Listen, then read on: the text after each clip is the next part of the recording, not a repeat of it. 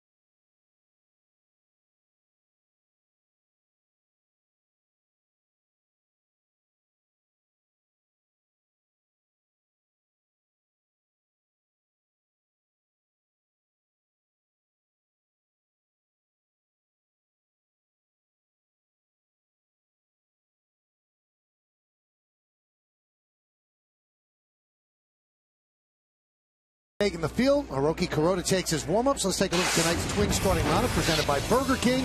Denard Span in center leads off. Jamie Carroll's the shortstop. Joe Mauer will catch. Josh Willingham, he's hitting every game this year. He's a left fielder, cleaning up. Justin Morneau, the DH. Chris Parmalee at first. Sean Bowers is a third baseman. Clete Thomas at right. And Alexi Casilla is at second base and batting ninth. Kuroda is ready. And so is Denard Span. Let's do it here in the Bronx. First pitch is up and away, and we are underway. Hiroki Kuroda coming off that great start, 8 shutout innings against the Angels.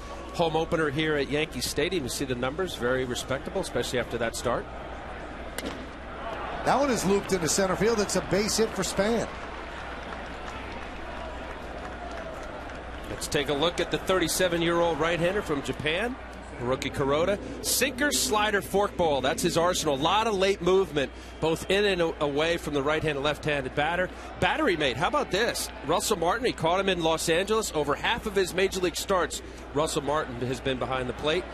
And keep the Ducks on the pond. Runners in scoring position last year. He was 5th in the National League with a 194 batting average. It's a good end to see. Here's Jamie Carroll. He shows bunt, and the pitch is high. All right, Al, you have to explain the difference to me between a forkball and a split. Right, something with the fingers, right? How spread apart they are? A little further apart. Hopefully we may have a ball later, but normally a forkball would tumble in some instances, and you've caught them. It almost looks like a knuckleball. A split finger is just to take a little velocity. It has kind of a tumbling two-seam effect. Who did you have that either threw forkball or split and/or? Coney threw. David. I never caught him. Mike Mussina came up with a split later on. He called it a split, but I thought it acted like a forkball. That's why I think it's just whatever preference a pitcher feels more comfortable calling it. I would say this, John, that Kuroda, I think he has the ability to have different types of split finger. And you're right. I mean, it's a matter of the more you jam your index finger, middle finger in, you'll get less velocity and more downward movement. And also, too, less control of it. You'll see a big dip in it, foot and a half, as opposed to smaller movement. Hiroki Kuroda is a good pitcher. Uses all of his pitches, has to be on corners.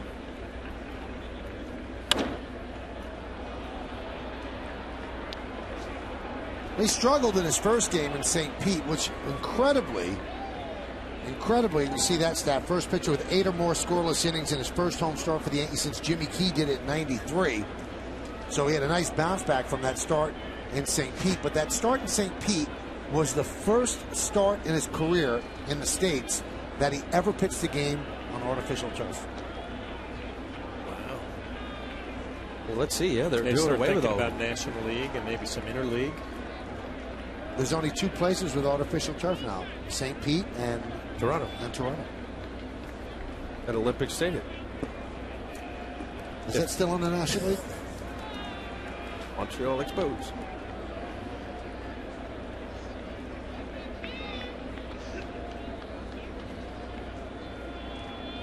One, two. There's a base hit inside third, and it goes into the corner down the left field line. Andrew Jones will play it there. Span will score easily. It's an RBI double for Carroll, and the Twins are on the board first. Well, Jamie Carroll has had a nice series here. Again, his batting average up a little bit. The Minnesota Twins fans are going to enjoy watching him play because he's just scrappy.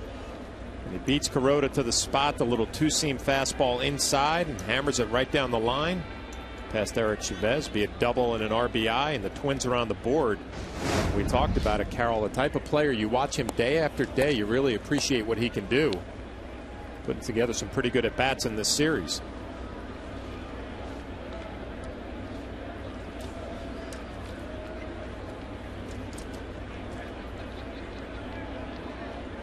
Here's Joe Mauer. Joe getting his first start behind the plate in this series. He'd been the DH for the first 2 games. Joe was 1 for 4 yesterday, and he was 3 for 4 on Monday.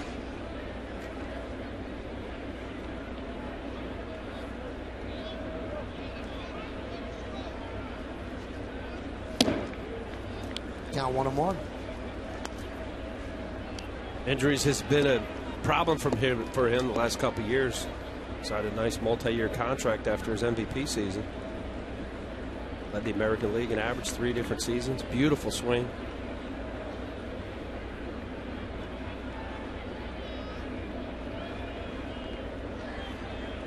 Look, guys, this is a situation here I'd always get confused behind the plate when I was catching. You know, you got a great hitter in Mauer, who his job right here is to move the runner to third base. That's what you're thinking as a catcher if you're Russell Martin.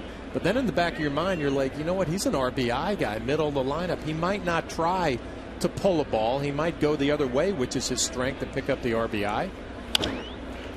That one is looped to left field. Going to be trouble. It is a base hit, and it bounces into the seats. That will score Carroll, a double for Mauer, and an RBI. It's 2-0 Twins. Let's check out the Yankee defense, brought to you by your Mercedes-Benz Tri-State dealer. Just saw Andrew Jones out there at left taking over for Brett Gardner. Then there's Granderson and Ibanez left to right. Infield, Eric Chavez, Derek Jeter, Robinson Cano, Mark Teixeira, third to first. Russell Martin behind the plate, and Hiroki Kuroda is on the mound. Boy, as a pitcher, I can tell you this is an absolute frustrating hit. As you mentioned, John, inside corner, not enough. You got a guy that is so good at going the other way that you go against his strength because you would think he's trying to pull the ball. That ball wasn't in enough.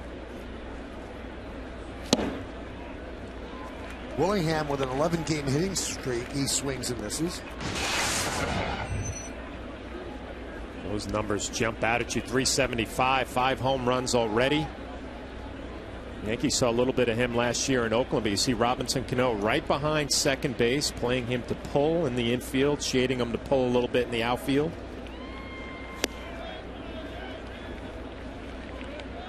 Willingham has some numbers against Kuroda. They aren't good. 1 for 9 with 4 strikeouts.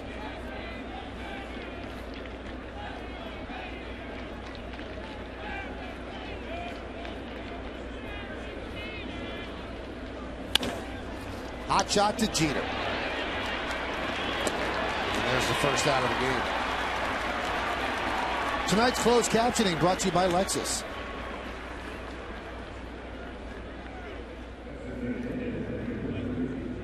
Ball away right there, John. Boy, what a nice pickup for Minnesota after losing Michael Kadire and Jason Kubel, longtime Twins. Kadire now in Colorado. Jason Kubel went to Arizona. What do you think of that right there? I mean, his teammates are congratulating him.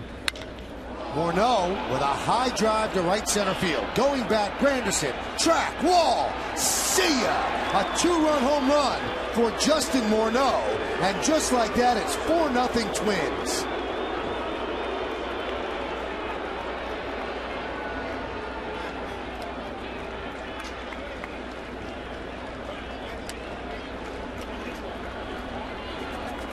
Well, the M&M boys were a pain to the Yankee pitching staff the first game, particularly Freddie Garcia. That ball is right down the middle. Morneau had a home run in the first game of this series, had a day off because of CC Sabathia, did well against Morneau. He got all of that. That was crushed. Mistakes early right now. Kuroda's just not able to get in any rhythm. All of a sudden, you look up on the scoreboard and you're down 4.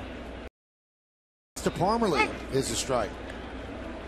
Well, you think back to that first game of the series, too. Freddie Garcia, fastball, first pitch fastball. Morneau jumped on it. You see the numbers at Target Field as compared to Yankee Stadium. Amazing. At a point, Freddie Garcia came with a first pitch fastball. Morneau jumped all over it, and he did the same thing to Kuroda here in the first.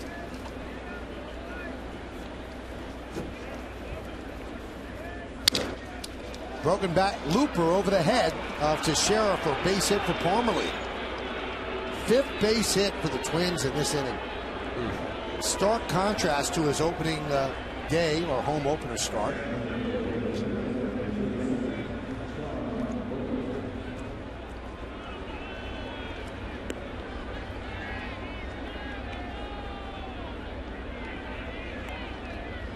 Kuroda, see Larry Rothschild going out and have a conversation. I'm just watching a lot of first pitch fastballs, and you know, with the Minnesota Twins coming out swinging the bats early, at some point you got to make a little adjustment. Maybe some off-speed pitches in there for strikes early on. Get them off of your fastball, and then you come back to it later on in the ball game.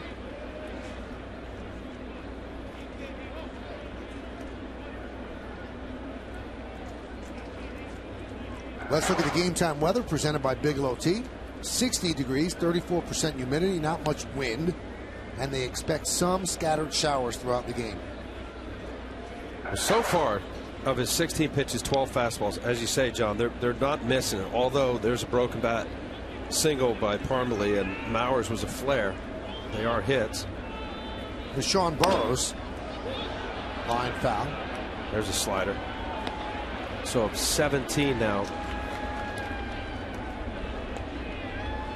Well, it's funny, you think back into the clubhouse when pitchers and catchers, they talk about how they're going to attack a lineup. A lot of times you'll hear the conversation, I want to establish my fastball first time through. And it's all great in theory. But if you're Russell Martin and Kuroda, you realize, you know what, that plan's not going to work early on. We got to go to something different. Soft ground ball to second. Cano gets the force at second for the second out. You know, it's interesting how this is playing out, because we saw it with CC last night, where he struggled early and was able to settle down. 3 runs in the first 3 innings. And then we saw what Carl Pavano did against the Yankees early in the game. Home runs leading off the game, Jeter and Granderson. A-Rod scored on Teixeira's single, and he settled down. And it's interesting you say that, John, because I know you've been there, where you go into your A plan. Yep. And then immediately, are you scrambling? Are you going to B, C right away? It's a bad feeling, but sometimes you have to do it. Here's Cleat Thomas. And what I mean by that is that, as John is saying, you know, fastball established, minimum amount of pitches, get out of the first inning, let him not see your secondary. Might not work out that way. Now you're throwing your split. That last pitch that he threw to Burrows was a changeup. You know, you're throwing the arsenal. Here you are down 4-0. Count 0-2 on Thomas. Yeah, the ultimate for a pitcher-catcher is not to show how you're going to get the lineup out when it's a big situation later on in the ballgame. You want to get through a lineup one time without showing your best off-speed pitches. Unfortunately, Kuroda and Martin did not have that luxury early on.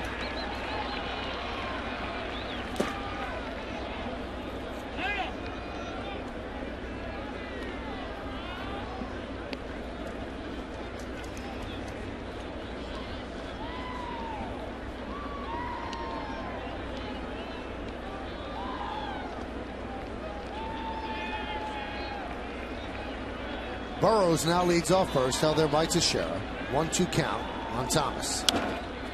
Right on the hands and fights it off over the Twins dugout.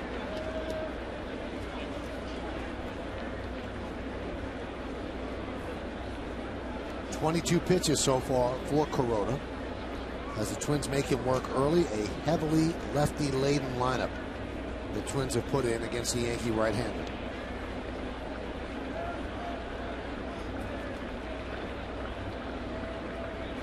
Swing and a miss. Martin gets an angle, and that'll do it. But not before. The Twins score 4 runs on 5 hits. They lead 1. Twins 4. And the Yankees coming back.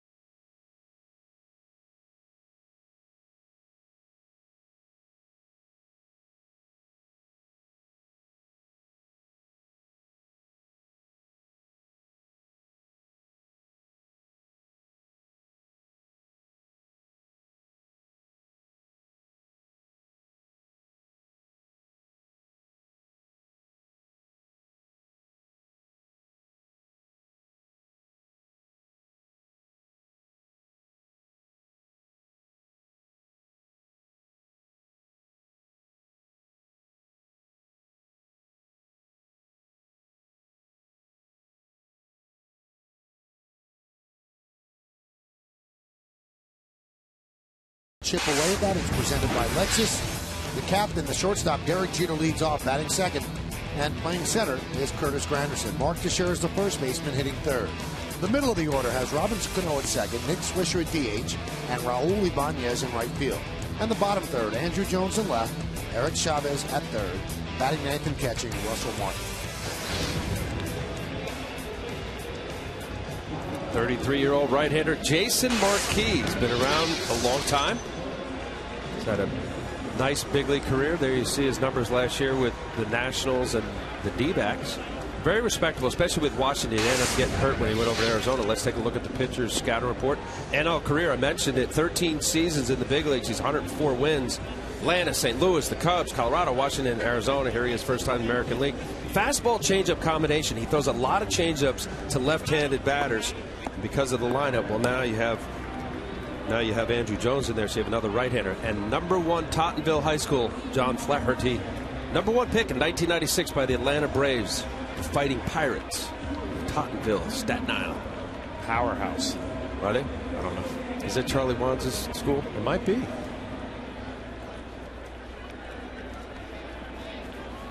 Marquis' first start of the season. I'll tell you why as we move along. Derek Jeter has had a very good homestand so far, 8 for 22, off to a great start, 367. See the 3 home runs. I believe his 3rd home run last year was his 3,000th hit. So that came in July.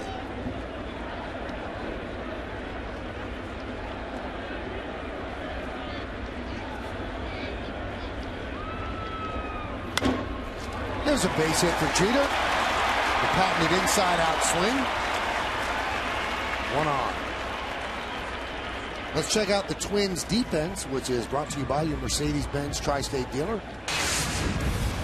In the outfield, Willingham, Span, and Thomas. That's left to right. Infield, Burrows, Carroll, Casilla, and Parmalee. Mauer behind the plate, and Marquis is on the mound. We're looking at Marquis' numbers, Al, and more than a hit per inning. The ERA 4.5 last year, but a good sinking fastball, so he can get some double plays. Not overpowering, just knows how to pitch at this level. Jason Marquis was a guy that I mentioned at #1. Just a little Staten Island plug there, but here's a guy, power arm. And through his career, when you think about what the potential was for Jason Marquis, and I'm not saying it's over, 33 years old, 104 big league wins, nice career, but he's learned how to pitch. His last few years, his best year was in Colorado a couple years ago, 15 wins. Not an easy place to win. No. And he came up with that changeup.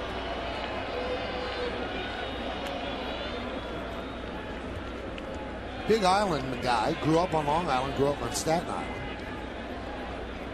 Told you about Tottenville, threw a no-hitter in the 1991 Little League World Series. Now, the reason he's making his first start is with about 2 weeks left in spring training, he got a phone call that his daughter Reese had an accident, a bicycling accident, and it seemed innocent enough, but the handlebars hit her almost like in the stomach area, and it lacerated her kidney. Check that, her liver, and she was in pretty bad shape. She lost a lot of blood, 3.5 pints of blood, and there was a chance that it could end terribly.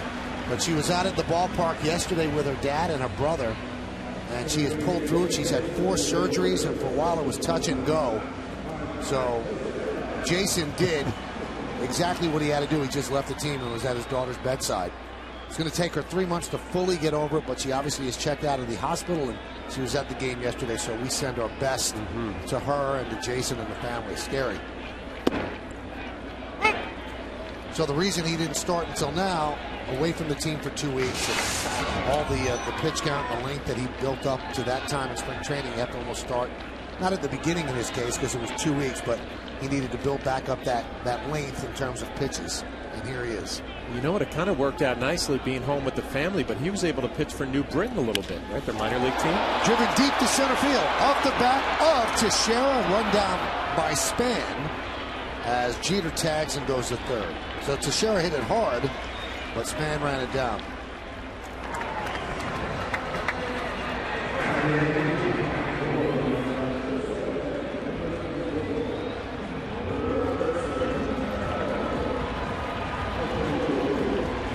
Also, we should give some kudos to Staten Island Hospital, Staten Island University Hospital. They had a great trauma center, and she was transferred over there, and they helped Reese pull through this. Certainly puts it all in perspective. Yep.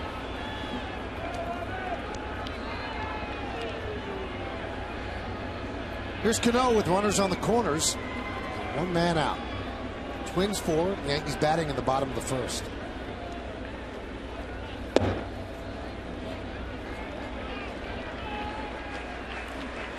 One and 0.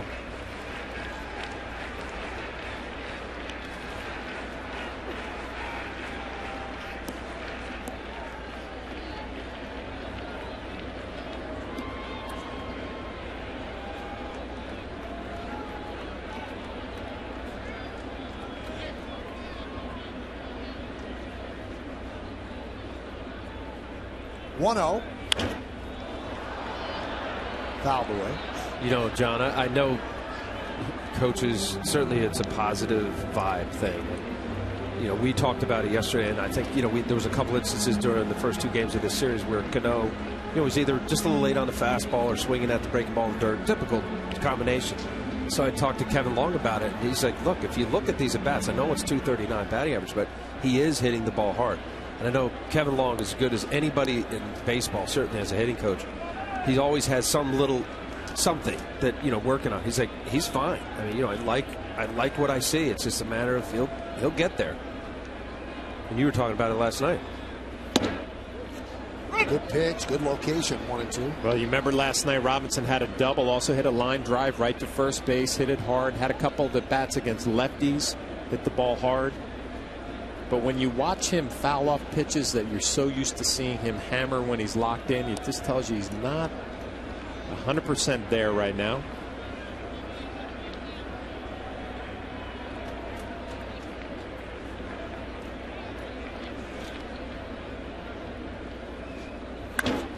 There's a base hit to left center field. Jeter will score easily. Granderson moves to third. Cano's going for 2. He's in there. The ball gets away, but Parmalee backs up. So the Yankees are on the board. An RBI for Cano. And it's 4-1 Twins. And with that base hit, that's the first RBI out of the cleanup spot for the Yankees this year. Well, pretty impressive when you can get on top of a fastball like that. And we talked about Marquis. Doesn't throw mid-90s anymore, but still a major league fastball up in the zone and hammers it the other way, and then hustling into second base. The high throw from Span allows him to slide in there. I really thought the at-bats last night for Robinson against the lefty, I think it was maybe 4 at-bats he had against left-handers. Sometimes that locks you in going the other way, and you see the first RBI from the 4th spot for the Yankees.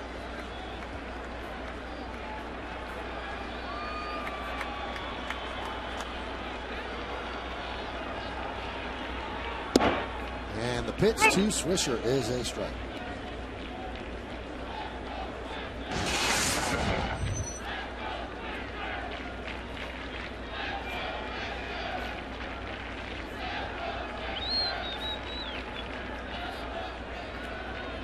Could be a big pick-me-up for Kuroda if the Yankees could play a couple more after he gave up 4 in the top of the first. There's a ground ball up the middle, and the Yankees going to play a couple more. Granderson scores. Cano scores. It's a 2-run single for Swisher, and the Twins lead 4-3. Well, like Kuroda gave up a couple little blooper and also broken back single. Part of the game. Nick Swisher 2 for 4 last night with a walk. Just far enough out of the reach of Alexi Casilla. C&I ground ball base hit. Nice approach. Not trying to do a whole lot. Robbie Cano staying on the ball, going the other way. Here you see Alexi Casilla. The outstretched reach glove. Keep the line moving. Making it a little bit easier on Kuroda. Well, it's amazing how the emotions change. Kuroda in the dugout, loving what he's seeing, but Marquis and the Twins, you're 4-0 in the first. Now it's 4-3. Been the story of this series. A lot of scoring in the first inning. And who can settle down?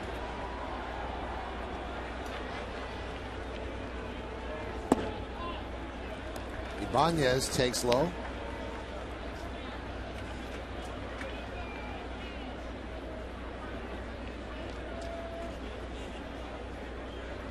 Well, a nice test for the Yankees offensively here against Marquis. I mean, we've mentioned he's not overpowering. You can't try to do too much.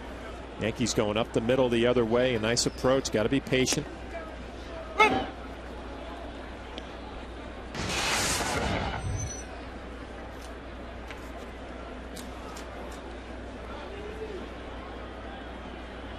Andrew Jones is on deck, waiting with his AJ-18 custom cut M. Who cares? It looks like a leg to a nice table, doesn't it?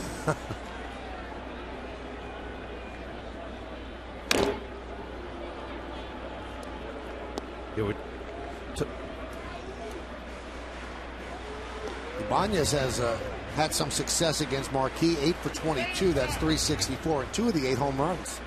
Yeah, those years in Philadelphia, obviously, Ibanez, Phillies against the Nationals, and several other National League at-bats.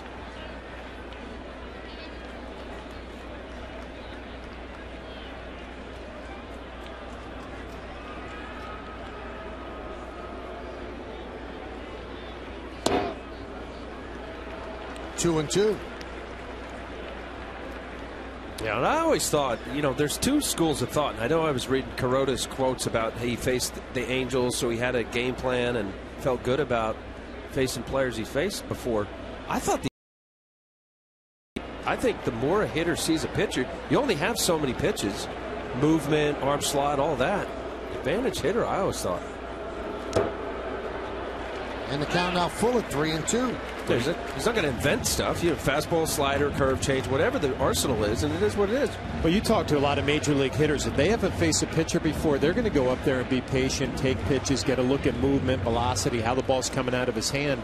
The Twins went completely against that in that first inning. Jumped on everything he threw early in the count. See if Swisher's on the move here with 1 out and a full count.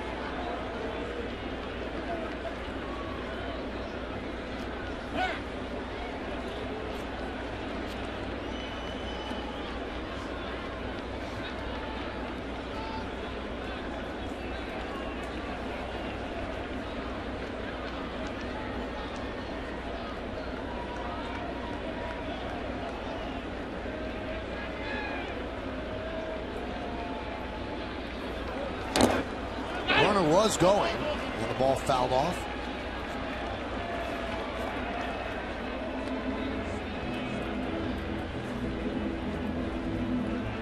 Always smiling, huh? See if he's got a little track meet here. 13 RBIs in the middle of April. I'd be smiling too. Up to a great start in the production department.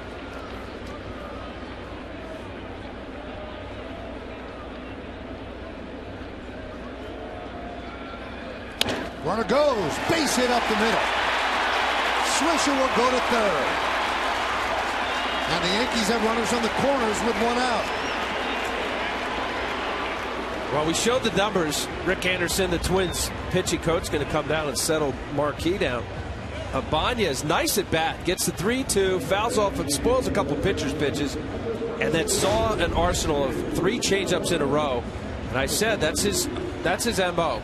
Jason Marquee, left-handed batter. You see it tumble enough. It was up enough for Ibanez to be able to get a good pass at it, hit the ball hard enough past the second baseman. You know, you look at that replay, that pitch is down, has some movement going the other way, but if you look at all the Yankees hits tonight, Jeter goes the other way, Cano goes the other way, Ibanez right back up the middle. I mean, that is not a bad pitch at all. But 3 in a row, same speed, same kind of rotation, out of the hand, that whole history. That is nice hitting. Yeah, it backs up the baseball, and then the approach for the Yankees early on here in the first, go the other way, middle the other way, and it's worked out. Here's Andrew Jones, not in the original lineup, but he's glad he is because of those numbers. 9 for 12, 5 home runs, and 8 for his last 8 against Marquee, although the last time he faced him was 2007.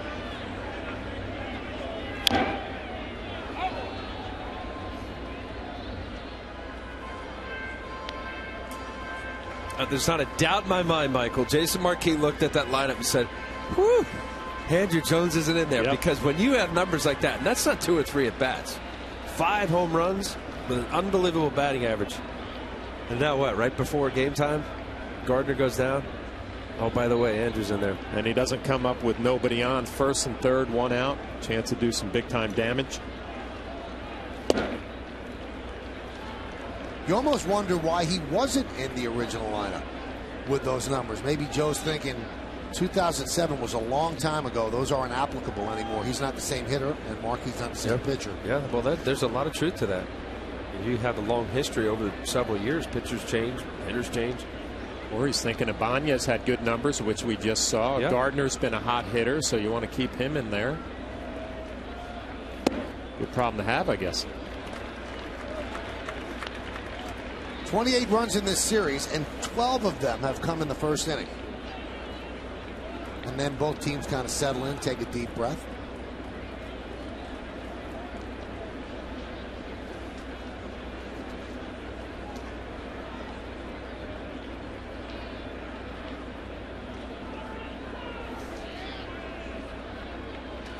Two one. Popped up behind the plate. Joe Mauer will run out of room.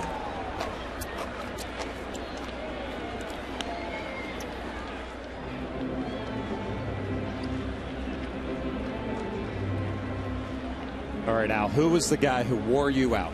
Couldn't get him out. Kinder Andrew Jones against Marquee. Tony Pena. Tony Pena? No. What am I talking about? Tony Gwynn? Tony Gwynn. Tony Pena. He's in the dugout. I don't think I've ever faced Tony Pena. Mark McLemore. Good hitter. Couldn't get him out. Look at here. Interesting enough. Nobody at second base. Multiple signs.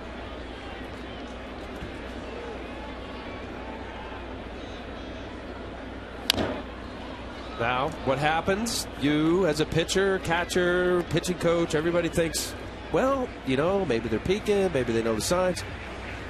Good base runners that take a short lead, they usually have a little bit the ability to peek in and pick up a sign. Not only to a running count, but in some cases, I used to believe this, that they may be able to transfer it to the hitter. I want you here. You'd have multiple signs with the runner at second base. He's doing it, obviously, first and third.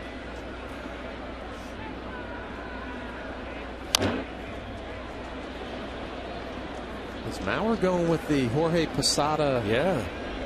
The white fingernail polish. It is. Did you do that, John? Never did that. Too manly. Look at him. Oh, no, my Ergo, God. what does that mean about Posada? You're right. Posada, big saying? hands, didn't use batting gloves. Monster, right? No, I'll tell you, the old stadium with lighting, there were times where, I don't know how it is here. Never pitched here, but the old one, it was shadows. Yes. That looks pretty clear right there on the HD.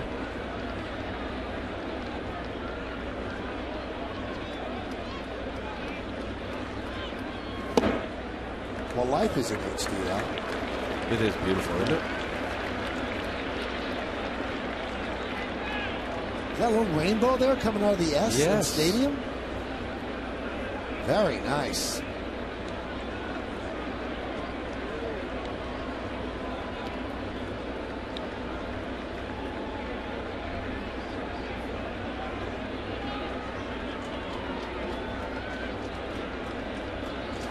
Runner goes. 3-2. Foul ball.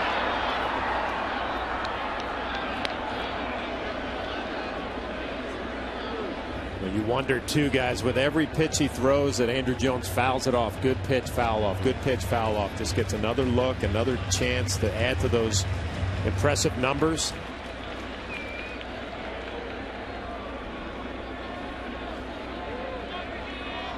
Swisher's at third. Ibanez at first. One man out. We're in the bottom of the first inning. Twins 4, Yankees 3.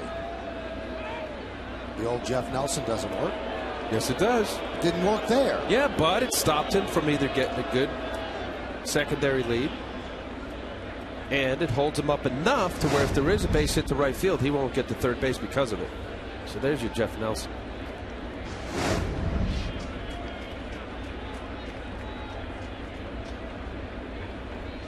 Runner goes.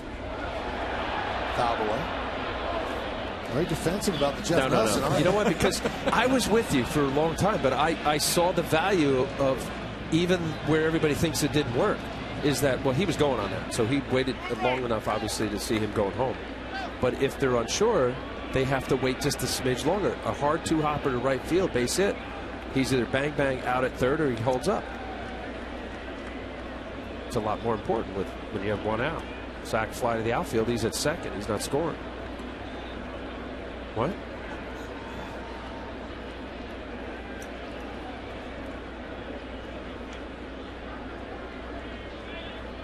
Runner goes again. And that one's in the dirt. So Andrew Jones walks. And the Yankees have the bases loaded. That'll bring up Eric Chavez. Now Chavez playing third. And it shows you when you have a team that's loaded, every managerial decision is a tough one. Alex Rodriguez sitting out tonight. We're all standing around the batting cage. Alex Rodriguez was putting balls in the seats constantly. And he walked out of the batting cage at one point and said, it's the best I've felt all year, and he's not in the lineup. Relaxed, right? Yep. He's got his sneakers on. Chatty. You're right, he was hitting bombs. Way up in the bleachers. Chavez rips one down the right field line, but foul.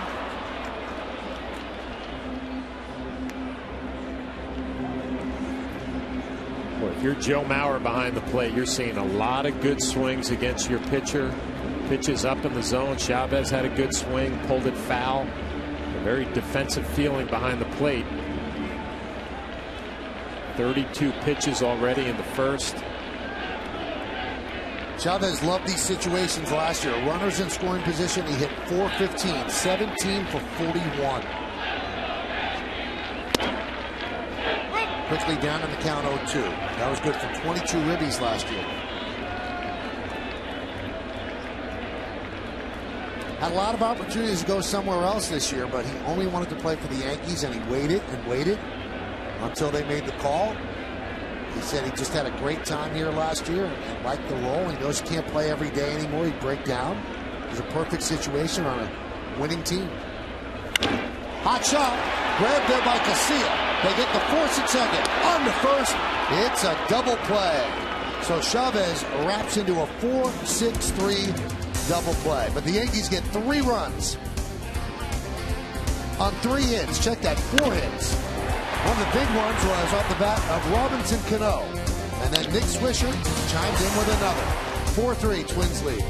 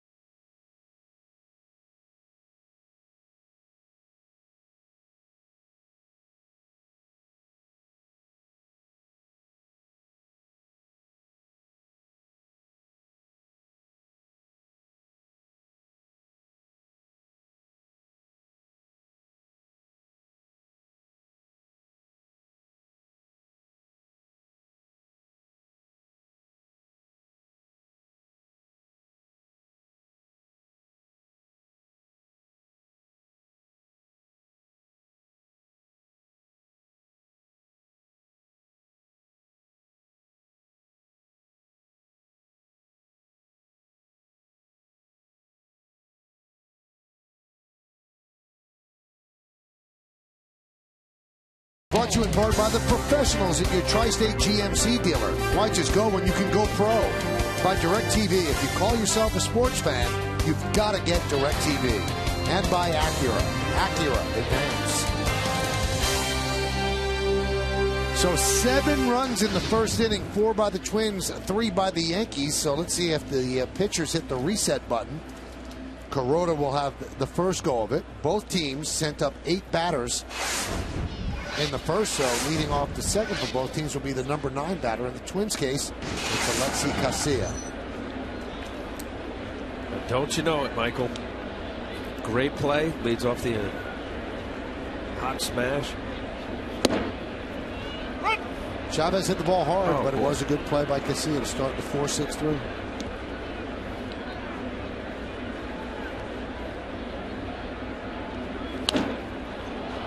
Driven foul.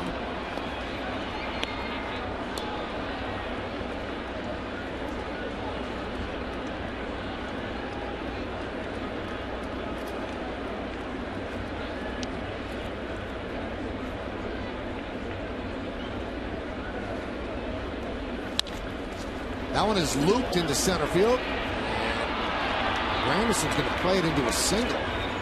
Kind of caught between there as Casilla will stop at first. Seemed like he wanted to go for it, then was afraid it would get by him, so played it on the hop. Well, he was shading Casilla a little bit the other way as well, and then he concedes right there and plays it on the hop and throws it in, holds him to a single. Not the greatest 0-2 pitch in the world right there. Line drive into right field. Supposed to be down in the dirt. Actually, it has some movement down. Another good piece of hitting. Kind of like what we saw from Garcia the other night. You know, good location, but not a lot of action on the pitch. Span takes a strike. Span got thrown out of yesterday's game in the 3rd inning after a strike. 0-1 pitch. Made it 0-1, turned around. Talked a bit with Greg Gibson. Got tossed, and he was quickly followed by his manager. Ron Gardenhire also got tossed.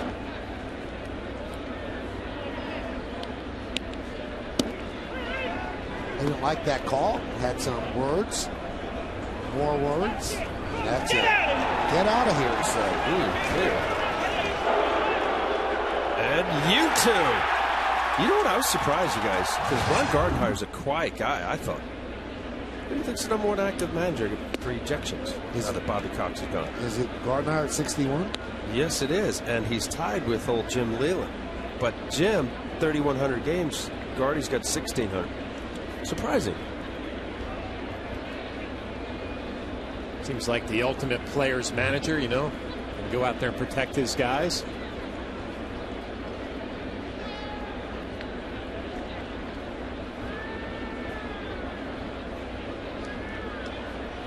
Taped a couple of center stages today. One with John Cusack and one with Richard Gere. Both great because of them. And the audience, you know, between shows asking questions, and the most asked question, what was the stuff on the umpire's uniform shirt? Everybody wanted to know. Did you find out, John? You know what? Al and I knew that you were going to want to know the answer to that, so we did some research and found out. All right, what was it? Chalk. It was chalk? That's what they said. It's what Pete said. He takes care of the umpires. Yeah. Said it was chalk all over Greg Gibson's shirt. And that is our final answer. You don't seem impressed. I'm impressed that you guys did that work. It seemed like it was there from the very beginning of the game. So when did the chalk kick up? And also, if chalk was there, wouldn't he wipe it off? He doesn't care how he looks out there. The guy's an umpire. He's a gamer. And how about this? Before the game starts, he goes and wipes off home plate. Right. You think that maybe some chalk could... Or a little bit gets on your hands. You do one of the old wipe on your shirt. Many possibilities, Mike. That was the #1 question with Richard Gere and John Cusack. They didn't ask those guys. They asked me. Yeah, right.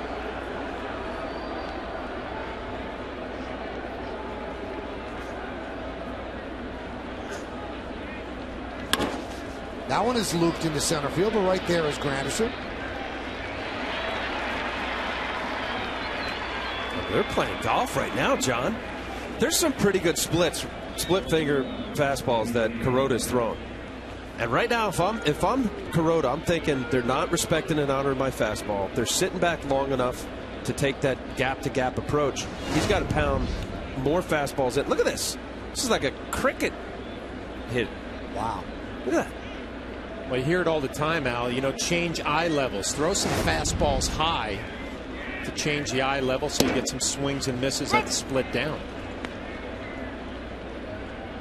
You think that's chalk? That's from last night. Yeah, look at this one right here. That's the defining chalk. See how it's like. All right, so mystery solved. If Petey in the umpire's room says it, it's true. Now, was Petey upset with you because you kind of took a gratuitous shot at him? Yeah, word on the street, he came up here to talk to me about it, and I wasn't around. I was down on the field working with gloves. Wow. I don't think he wanted to, you know, to get into it with me physically with a fight, but I think, you know, I called him out a little bit. Right. And Pete does a great job down there. And I apologize on the air, Pete. It wouldn't be wise for him to go after you because you're in the best shape of your life right now. True, Foss? Triathlete, you look great. He's eating almonds. No, these aren't almonds. Oh. Pecans. Pecans. Pecans. One guy's eating pecans, the other guy's eating Twizzlers. And you got the Diet Coke and Atkins bars. Quite a trio. Casilla leads off first. 1 man out, 1-2 count on Jamie Carroll, who had an RBI double in the first. Runner goes. Swung on and missed. Throw to second. Not in time. The slide got him in. The throw beat him in plenty of time, but Casilla eluded the tag by Cano. Well, if you're Russell Martin, you cannot do it any better. Throw clearly beats him, but Robinson Cano did not apply the tag. You give Casilla credit, sliding to the back side of the bag. We used to do this all the time. As Kenny Lofton did a great job of that. Would slide to the back side of the bag and reach around. That was very good. Boy. And you watch the throw. Russell Martin, good pitch to throw on, does everything perfectly. Right there, you're thinking out, no problem. But Robinson Cano, watch where he receives the ball. So far in front of second base. Wasn't able to apply the tag. Boy, that could be a big play right there. You've got Maurer up now, and that would have been the end of the inning, and Maurer would have let off without anybody on base. Yankee executive Gene Michael always tell me, he said, I don't understand why guys receive the ball in front of the bag. They should be straddling the bag. He said, you can get a guy and miss him on the tag if you're in front of the bag, and we saw that right there. Gene was a really slick fielding shortstop with the Yanks, and he would stand and straddle the bag, but that's not what Robinson's doing here. Well, it looks like Robbie's momentum was leaning toward the pitcher's mound. Much of his body just taking him toward the shortstop. That's just a great heads-up slide by Alexi Casilla. And you're right, Michael. He was not in the best position. 1-1. No harm, no foul. As Maurer grounds out to Cano, and that will do it. No runs, a hit, no errors, and 1 man left on base. We go to the bottom of the second. 4-3 Twins.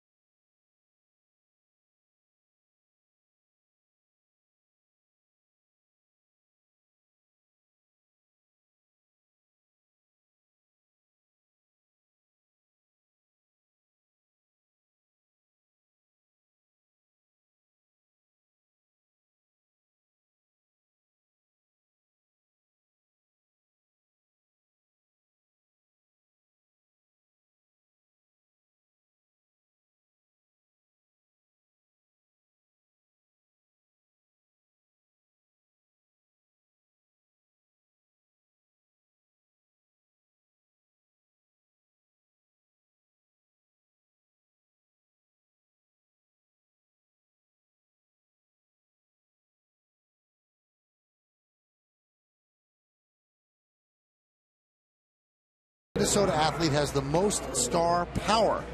You can text your vote to 42951. Standard text messaging rates apply. Here are your choices. Kevin Love of the Timberwolves, he's a great player. Joe Mauer, he's in a lot of commercials right now. And Adrian Peterson, who's going to come back from major knee surgery. 3 pretty good athletes.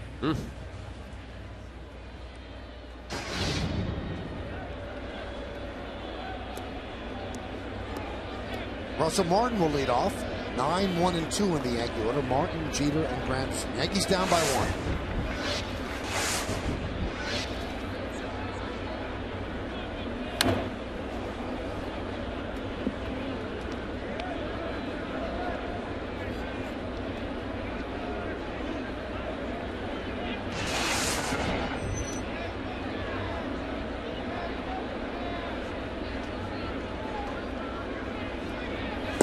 Want to note the passing today of a broadcasting icon.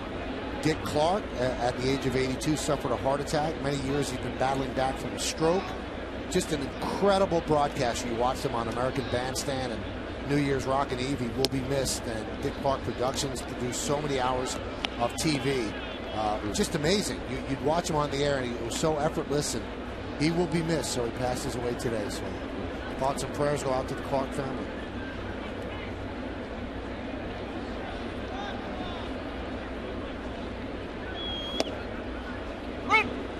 Breaking ball strike, 2-2 to Morneau.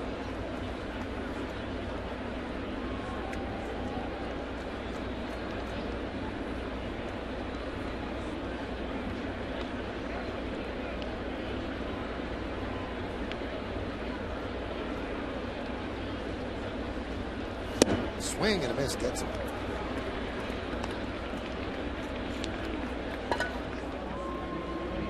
The best fastballs Marquis has thrown have been inside on the lefties, bringing it back to the inside corner. A real good one there to Russell Martin, in on his hands. See if he can find a little rhythm after a tough first inning.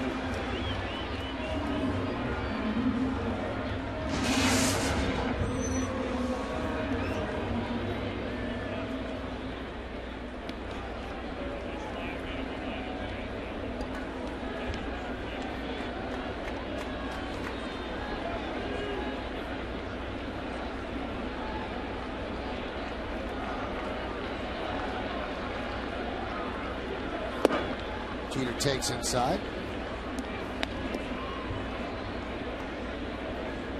We all remember Jeter's 3,000th hit last year. He's at 3,107 right now, 3 more, and he ties his idol, Dave Winfield. He's 3 behind. That would tie if he has 3.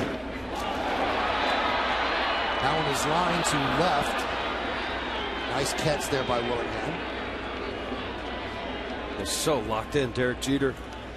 Typical swing you see so often going to right center field, but he's comfortable enough. Watch balance, see this front door slider, the ball at his hip, ends up being inside corner, being able to pull his hands in. Little different than his normal swing. Beautiful. Look at his head down, nice approach. Just enough on the end of the bat to not really be able to drive it over Willingham's head. Seeing a lot more of that pitch lately, Al. That front hip slider, right on right.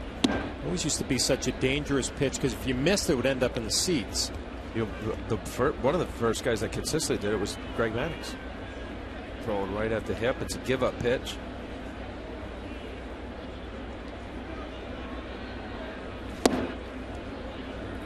You're right. The danger of that is if you're not in off the plate flat or inner third, now it's a inner half middle, which is a nice pitch for most guys to drive.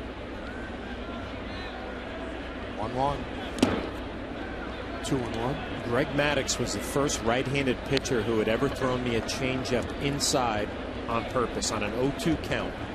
And as an 0-2 count, as a right-handed hitter, you're guarding against the fastball. You see it on the inside part of the plate, never got there, strike 3. And actually went to the video to look and see where the catcher was setting up inside on purpose. Never seen it before.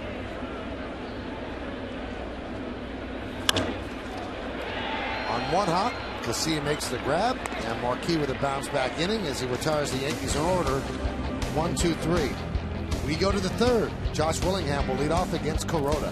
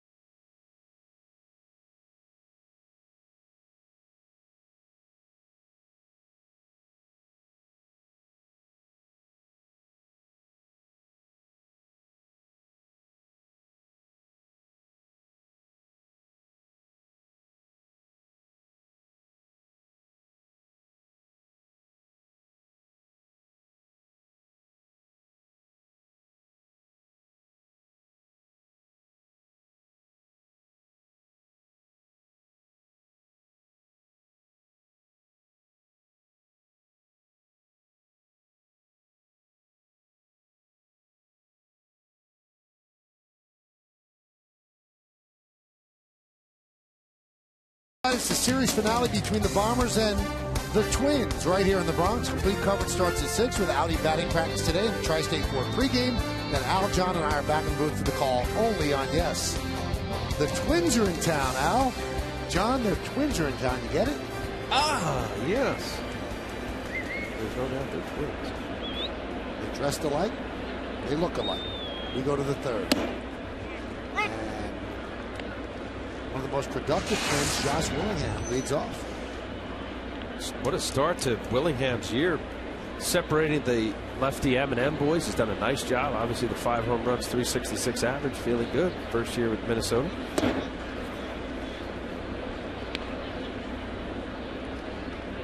On the Lincoln scoreboard, Twins lead the Yankees 4-3. Willingham might be one of the few players that might think that Target Field is a fair ballpark after he played in the Oakland Coliseum, which is cavernous. Which isn't right. And he ended up having a career year, 29 home runs last year, 98 RBIs in both categories.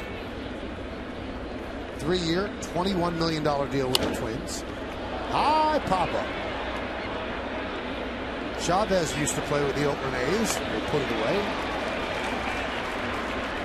for the first out.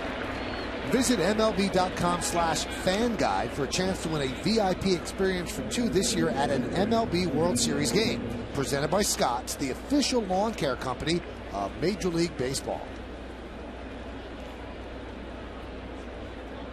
All right, do you throw Morneau a first pitch fastball? No. Slider or split. Either a backdoor slider or a split finger. Here in New York. Seen a couple of first pitch fastballs and 2 home runs in this series. Now that's a good combo right there, right? Yep. Split. Excellent. Wow.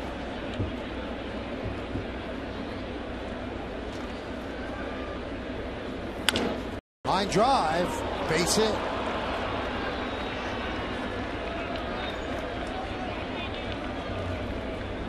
Well, I was thinking along the line, you split outside, swings through it, stands him up, but look where he wants this ball. This is supposed to be up in the zone. That's belt high, has a little leak or tail back out over the plate. Morneau is just feeling too hot, too good. Wants the pitch right here. Looks like a 4-seam cross the horseshoe, trying to drive it in, which is what you try to throw. If your hand gets off center, you'll get the ball to come back over a little bit. Big hitter like Morneau, very dangerous.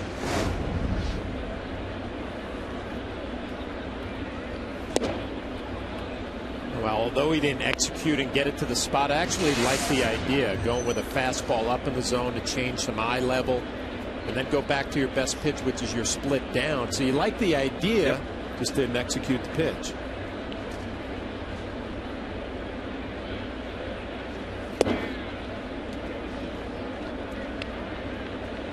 How often, and I'm a big believer of, even if it's the wrong pitch with conviction in the right location, it's a good pitch. It's quality. I mean, there are certain hitters in the big leagues where you could see the numbers where you just say, hey, all you have to do is throw him something off speed, you can't hit it. 2-1 to Parmalee. Location. I know guys over the years, Tommy John I played with, location, but location and movement. Yeah. Because how often do we see it? We saw it the first game with Carl Pavano. He didn't throw a ball over 87 miles an hour.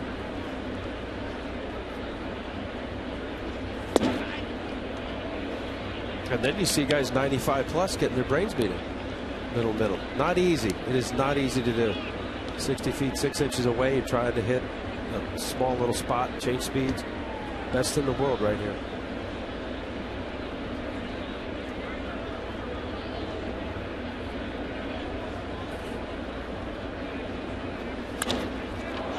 Given out to deep right field. Gibby chases Ibanez on the run. He's going to play it off the scoreboard. Morneau will stop at third. It's a double for Parmalee. And the Twins have runners on second and third with 1 out. Yeah, and it looked like another pitch that was up in the zone. Up and out. Looked like it kind of just spun and sat there. Parmalee takes care of it. This ball is middle of the plate a little bit more. It's a home run. But he hooks it to the gap in right center field. But, you know, Al, I'm sitting here wondering. I mean, Kuroda came off such a great start. You see on Yesmo. Another look at the pitch. I'm thinking this right here, John, is a slider, which is very curious for me. Yeah, that's a slider. You see the spin. But he's trying to go back door, which, again, is a little bit dangerous because you really, now you're thinking outer third black outside corner. Pitch to Burrows is low. Pitch, and I haven't seen Kuroda enough that, you know, that might be his arsenal. I know he throws a split finger, decent to plus fastball at times, but you really have to have really good confidence and command in a backdoor slider.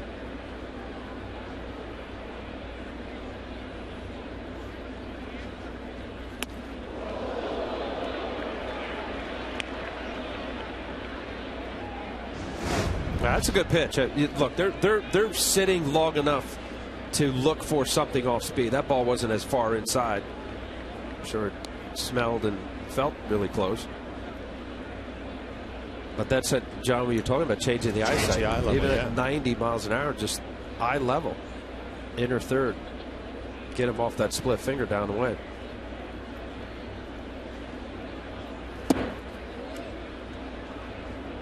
(3-0), first base open. Cleat Thomas is on deck.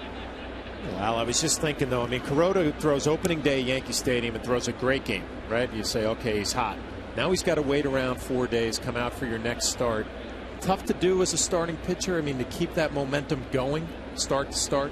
Heck no, not 8 innings shutout ball. You're feeling great. I mean, reading and listening to the quotes of Kuroda after the Tampa Bay start. He was nervous, Yankee Stadium, yeah. American League, and just nailed it. Now when you have, I don't know how, even though it's four days, and I hear what you're saying, but you know, that's just the life of a starting pitcher. You can't wait to get into a start like this. I think from the hitter's perspective, you're right out there the next day. You know, if you have a good ball game, you could ride that out for a week, day after day after day. A starting pitcher has to wait around a little bit. They were Potta getting up in the Yankee pen.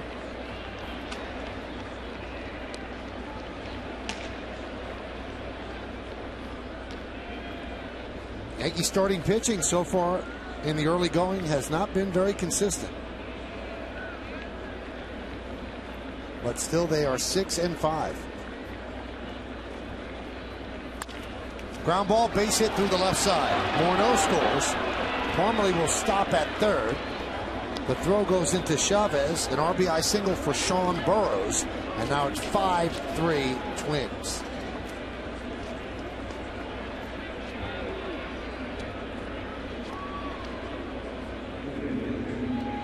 First hit of the year for Burrows, and he went with the pitch. This pitch here, this is a fastball that's supposed to be in. I mentioned about the four seam as your true, straightest, fastest throw. Now let's see if we got a good shot here of him throwing it across the seam. That ball is supposed to stay true and bore in. I wasn't really able to tell. That might have been a two-seamer. Two-seam is a sinking fastball. Let's see. Russell Martin is setting up. Now that was the previous pitch. That was the split. And we were talking about split fastball combo. It looks to me, John, that his split finger is cutting. And that's not what you want from a split. A split is a ball that should go down and away from the lefty. We talk about it all the time. Down and into a lefty, dangerous pitch. You don't have to be as perfect as a hitter to put it in play. And just to clarify that, the reason why you have a slider as a pitcher, right-hander, you have a breaking ball that'll go into the left-hander. Slider, curveball, whichever one is your breaking ball, and then a split staying inside the baseball, it'll run away. So you have kind of the scissor effect.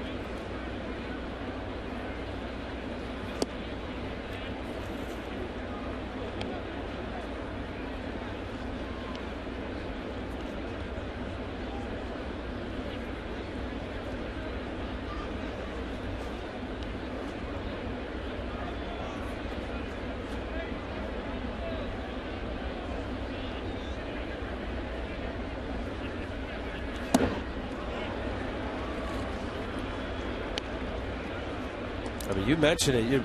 You know, 4 days ago, dominant Yankee home opener, a team that everybody's picking to maybe, go into postseason, go to the World Series.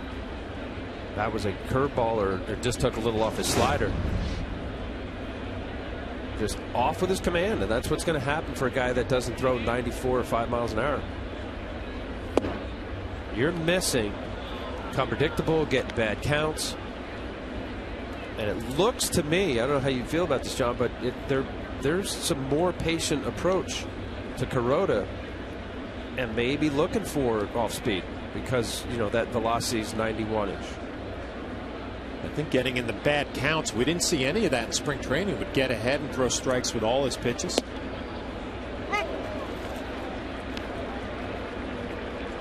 Came over from the Dodgers with a reputation as a strike throwing machine.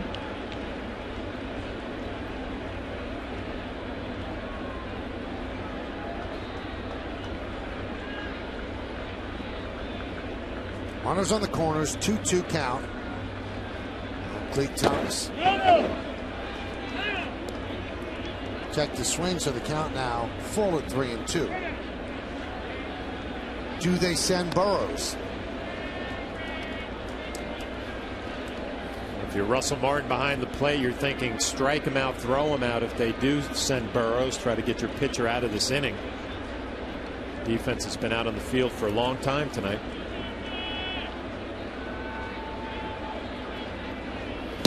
Strike 3. Runner was not going. Thomas down looking. Big strikeout for Kuroda and the Yanks. Great pitch. Dotted the ball in. Watch the movement here. This is a sinking, running fastball back over the plate. That is beautiful. Right on the glove. Watch Russell Martin. That ball looks exactly. That's the effect right there. That's a beautiful shot. It's supposed to look like it's coming at the left-handed batter, coming from the right-handed hitter. Clete Boyer reacting. That ball comes over. Nice pitch. Phil Cuzzi ringing him up.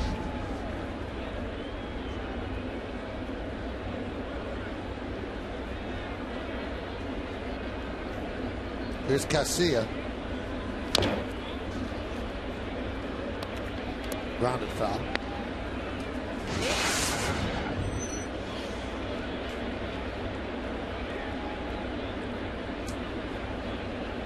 (5-3) Twins lead the Yanks. Twins scored 4 in the first. Is he gonna ball?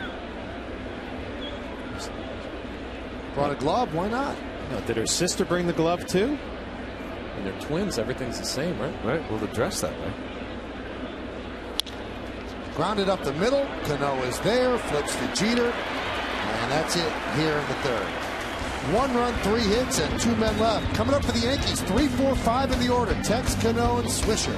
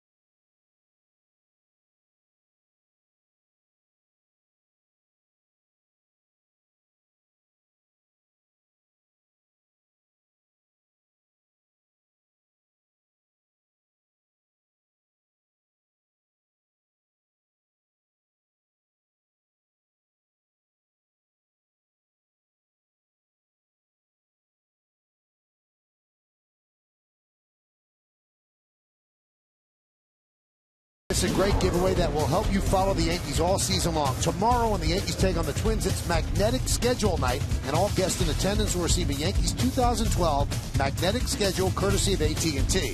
For tickets, log on to Yankees.com, visit the stadium ticket window, the Yankees clubhouse shops, or you can call Ticketmaster at 877-469-9849. But Don't stick it on a stainless steel refrigerator. That's right, because it wouldn't stick. It will not stick. Lincoln scoreboard 5-3 Twins over the Yanks, and here is Mark Teixeira. Hit one deep to center in the first. Run down by Span.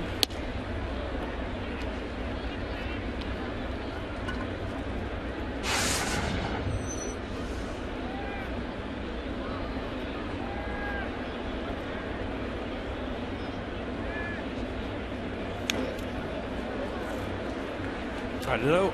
I want to go back because we did a game in spring and you said about correcting, and I said Cleet Boyer last time. Really? And you heard it, and I meant Cleet Thomas. So there you go. I think we settled it in spring training. I'm not going to correct you on the air. All right. That one is served into left field. Willingham is there. John, how would I have looked if I said, oh, by the way, that's Cleet Thomas, not Cleet Boyer? Wouldn't I look like a jerk? Yeah, it's not a great teammate thing to do, right? I'm thinking there's somebody out there who will... No, there's not somebody. There's a lot of people ripping you for it. Right. Yeah. So why not? Why should your teammate do it? It's not a rip. It was a brain cramp. Cleet Boyer had him as a coach when I was here with the Yankees and Billy Martin. And Cleet Thomas is named after Cleet Boyer, so that was in your head. That was it, because the first game of the series. His dad's favorite player was Cleet Boyer. Boyer. That's what I meant. Here's Robinson Cano. Robinson Cano's RBI double in the first inning. The first ribby out of the cleanup spot for the Yankees this year. First of obviously many to come.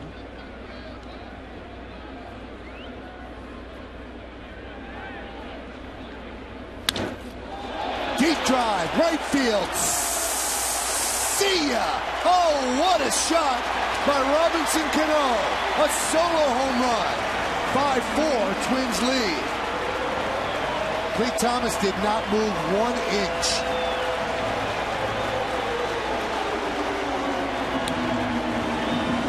Robinson Cano, some better swings last night, and RBI his first at bat. And now he fills up a column for the New York Yankees, his first home run of the year. We'll take a look at the pitch. Supposed to be a cutter in on his hands, and it stays middle of the plate and just spins. And all of a sudden, that swing for Robinson Cano, instead of being out on his front foot a little bit, the balance is perfect. Nice backspin. Whether it's Cleet Boyer or Cleet Thomas, he does not move. The bomb. Well, what did Kevin Long say before the game around the batting cage? I'm not worried about him. He's real close. All right, he's positive. Is he really going out on a limb, though? I mean, and our Coors Light cold hard blast. And watch Cleet Thomas. And he watched. Just turn. Good point, John. And it's not about that. I'm saying about where when during the season, no matter whether you're Robinson Cano, who everybody in baseball watches, marvels at his skill, there's still moments during the year where you tinker. Yeah, he's doing his elbow, he's gliding, his stance, whatever. Nothing. So he's just staying away. Staying away. Staying away, not saying a word. Al, I have a question to ask you. You're pitching. You give up a no doubt about it, like Marquis just did. Does that chap you that the outfielder wouldn't even like give a couple of steps back? Is that showing the pitcher up? A little, but just at least turn. You don't have to go back, but just don't not look, because there is a little bit of that. Lined right at Parmalee for the second out. But you're not worried too much about. There's a little reaction because you're going to look. I never had a problem with long home runs because I felt I'd rather give this ball up here because it's a mistake. Jason Marquis didn't get his cutter in enough. Now let's see. He's turning around. He's admiring it, looking at it. But I've had, I'm sure, an outfield where a bomb was hit and they just didn't even look back. But it's funny. There are a lot of pitchers who would rather give up a wall burner home run than just a no-doubter. And I always felt if I made a mistake and you squared up, all right, I don't care. That's what you're supposed to do, yeah. Yep. Ibanez with a fly ball down the left field line. Long run for Willingham. And it's in the seats.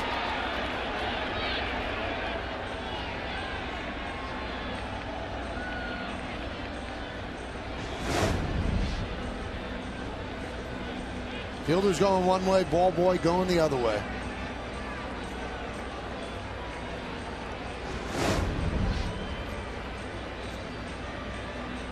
Young Al Leiter right there. Southpaw. Right? Got a little cutter. Two-seamer. Isn't that talking, though?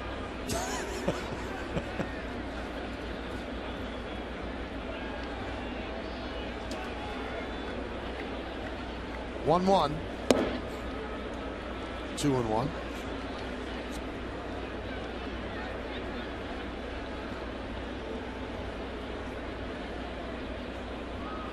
Ibanez with a single in the first.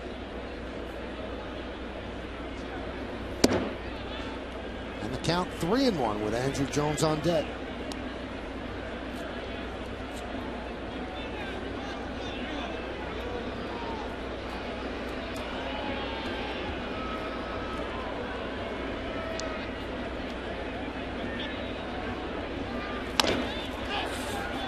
Rolled over on that one, ground ball to second, and that'll do it. But the Yankees get a run back, and they did it in dramatic fashion. As my buddy would say, that one's high, far, gone, home run. The Yankees trail by 1.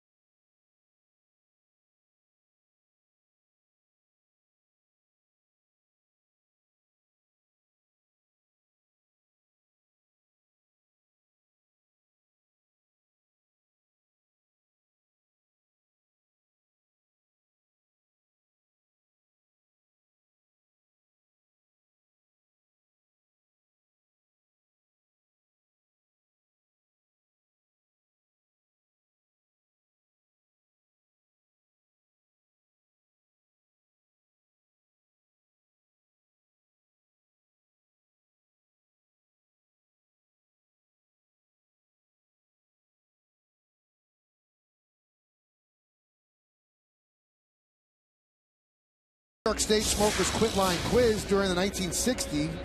Harmon Killebrew led the major leagues in home runs with 393. Who are the other 4 players who also hit 300 or more home runs during that decade? We'll find out in the bottom of the inning. Top of the order for the Twins. Denard Span chops one to second. Cano is there, makes the play. 1 pitch, 1 out.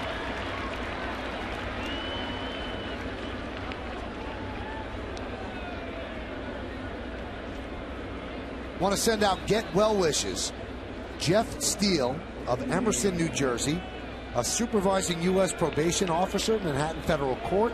He's a rabid Yankee fan, and he has been put on the heart transplant list. So we wish him our best luck. Everybody in the Yankee organization sends out their best wishes. Everybody a yes. So we hope you get that heart and you feel better, Jeff.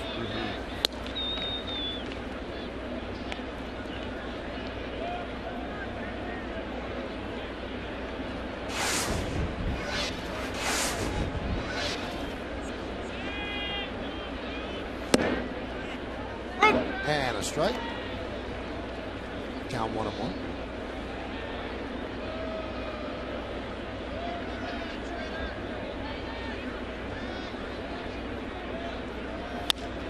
Grounded to first. Right there is Teixeira.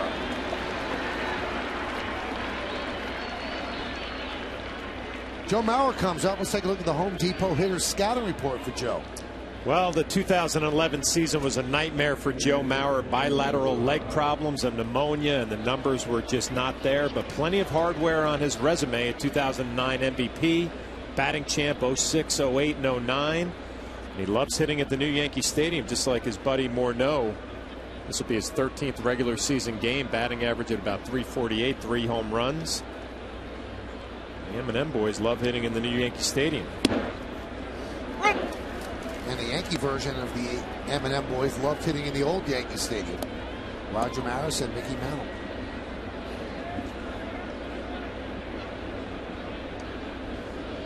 Morneau has played 2 of the 3 games here in this set.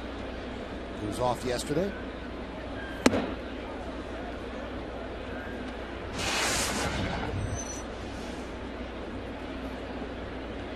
Really is a shame when you think of how it started out, and then this the last couple of years, and the injuries have just riddled his playing time.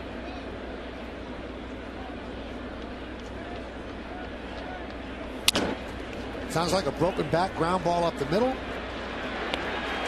And the first 1-2-3 inning of the night for Hiroki Kuroda, who's coming up in the bottom of the 4th for the Yanks. Andrew Jones will start it off.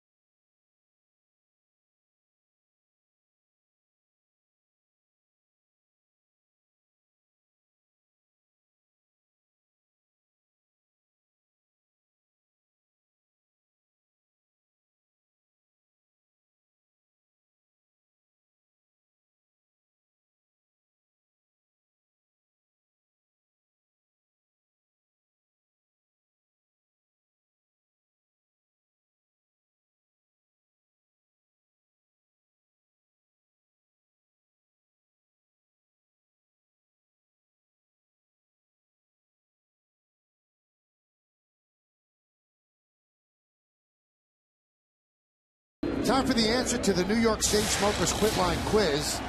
1960s, Harmon Killebrew led all of Major League Baseball in home runs with 393. Who were the other 4 players who also hit 300 or more home runs during that decade? The answer is Hank Aaron, Willie Mays, Frank Robinson, and Willie McCovey. The 3 of the 4. Forgot Willie McCovey. Willie McCovey just made it in. Right, that's why. Yeah. I was contemplating on him and Freddie Patek.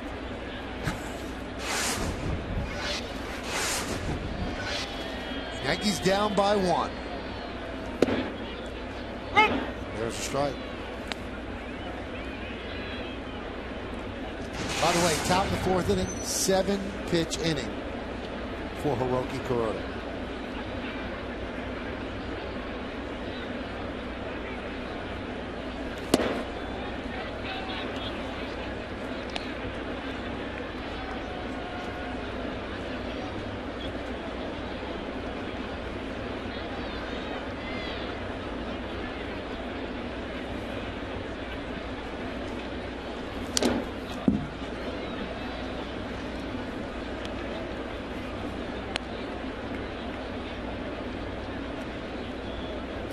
Hopefully for Hiroki Kuroda, he settles down like CC did last night. First 3 innings, CC gave up 3 runs and was stellar after that. 7 1/3 innings. Next day, nice gutted out win. It's a W. It was interesting. CC recognized that the velocity wasn't there last night. He said he actually thought that might have helped him a little bit. concentrate on location a little bit more, pitching a little bit more. But Al, you hit it last night with his body language in the middle of that game. Once he got the lead, he said, you know what, I'm winning this game. This is my game.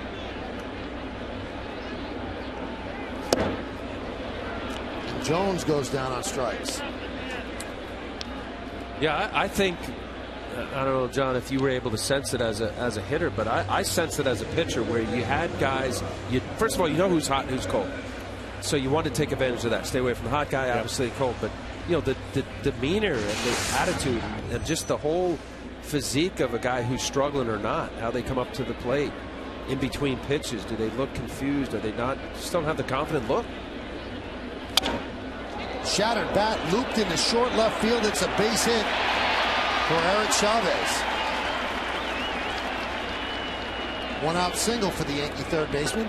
Follow the New York Yankees with the MLB.com @Bat12 app for your iPhone, iPad, Android, and Windows Mobile.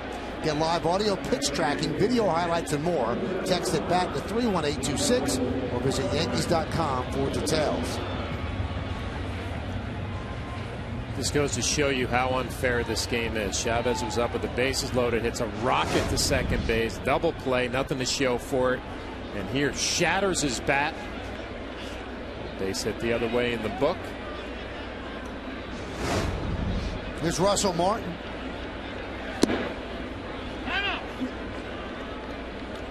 You know, it's so true, and at some point in your career you hope you realize it and you figure out what your job actually is.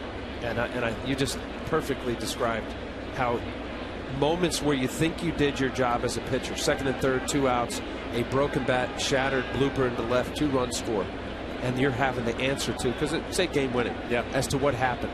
Big moment. Russell Martin gets plunked.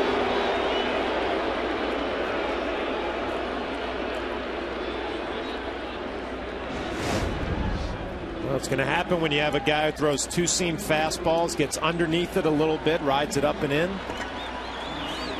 But you got Russell Martin on the tricep on the left arm.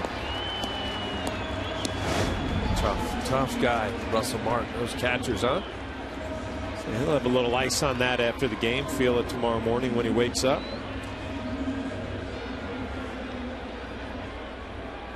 Randy having a good time with the fans. Part of the game's kind of changed a little bit, huh? Derek Jeter would have a good time with the fans. Curtis Granderson, same thing. Although interaction. Although I played with Ricky Henderson. That's true. Yeah. It's constant.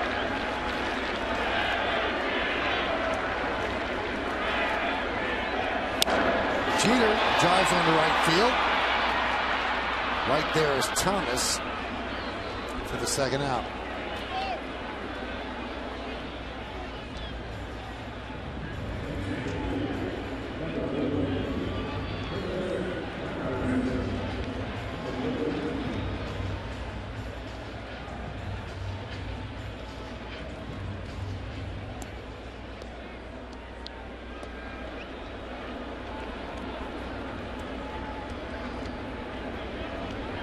Here's Granderson.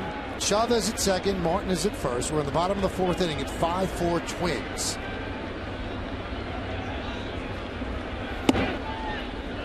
I don't know.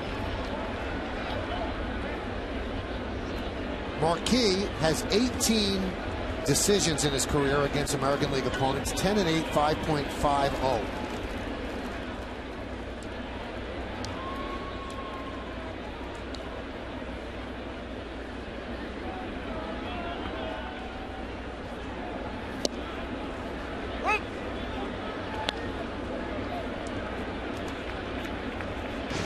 You always wonder, and we've seen it here a lot, how a National League pitcher, essentially a National League pitcher, translates into this league.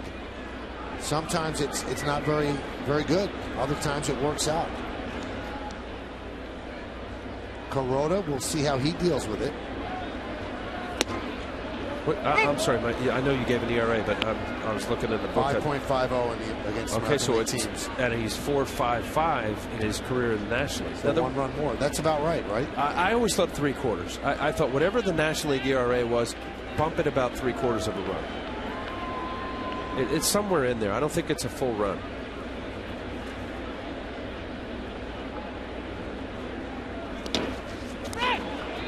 pretty nice block there by Mauer.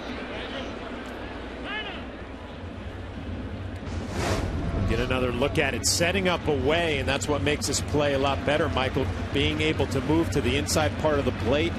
It was not textbook in that the glove was down and the body followed. That was just an emergency. Try to get there and beat the ball to the spot, which he did, covering a lot of ground. When I watch Marquis pitch here, though, he seems like a Minnesota Twins pitcher, you know, not overpowering, throws the ball over the plate. Liriano has the best stuff of the staff, but, you know, almost like Carl Pavano, little movement, off speed. You know, and it's always been that way. For years, I can remember Rick Anderson, longtime pitching coach for the Twins. That's what they preach. From the minor leagues up, it's about throwing strikes. Don't worry about striking guys out. And even with the walks last night, they have 25 walks as a staff, second to the Texas Rangers this year. Strike three. Granderson down looking. So the Yankees do not cash in the opportunity. No runs to hit, 2 men left. Let's go to the 5th inning. Twins hanging on by 1.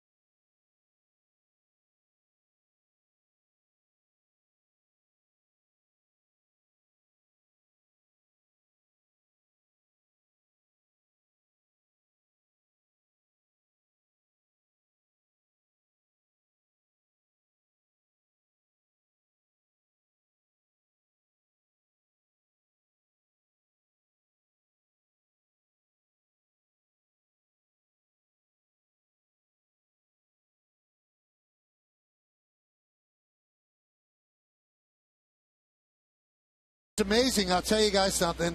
Bobby Valentine looked like he'd straightened things out when they took 3 in a row against Tampa Bay. Then they lost a 1-0 game. And now Texas is really showing how good it is. Texas is a really good team. How much of a concern do you think John Lester is? I mean, last night he gave it up, got pounded pretty good by that Texas Ranger team. Yeah, but his previous start, I think, was solid. I don't know if he got a win, but I don't think he wouldn't be the guy that I'd be worried about right now. Texas is a good ball club, Michael. I mean, you know, no question the Red Sox are troubled. You got Beckett on the mound. Kia scoreboard. Twins lead the Yankees 5-4.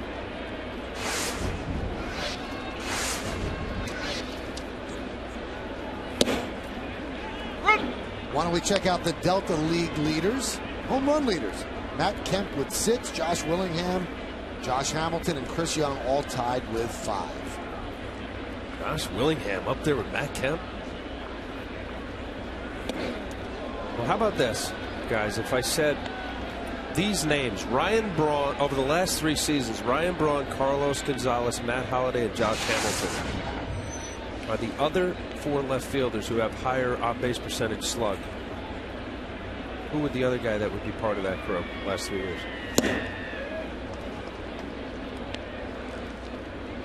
Is it Josh Willingham? Honestly, I mean, you see these stats, and Josh Willingham, I got a chance to play with him when he was a young player with the Marlins. Great guy, just grinds it, plays the game right. And when you see, you know, MVP guys, Josh Hamilton, Ryan Braun, And this is a pretty fair snippet. I mean, it's not just a good season. Last 3 years for left fielders in the game. Some all-star MVP guys.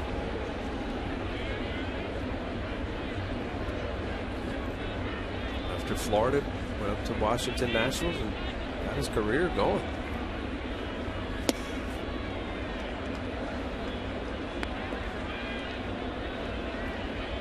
Guess you didn't like that one, huh, Mike? I loved it. I really did. What I haven't seen Willingham enough. I like how short his swing is. You know, when you see power numbers like that, you think he has a long swing. Didn't have to swing there. He takes a called third strike.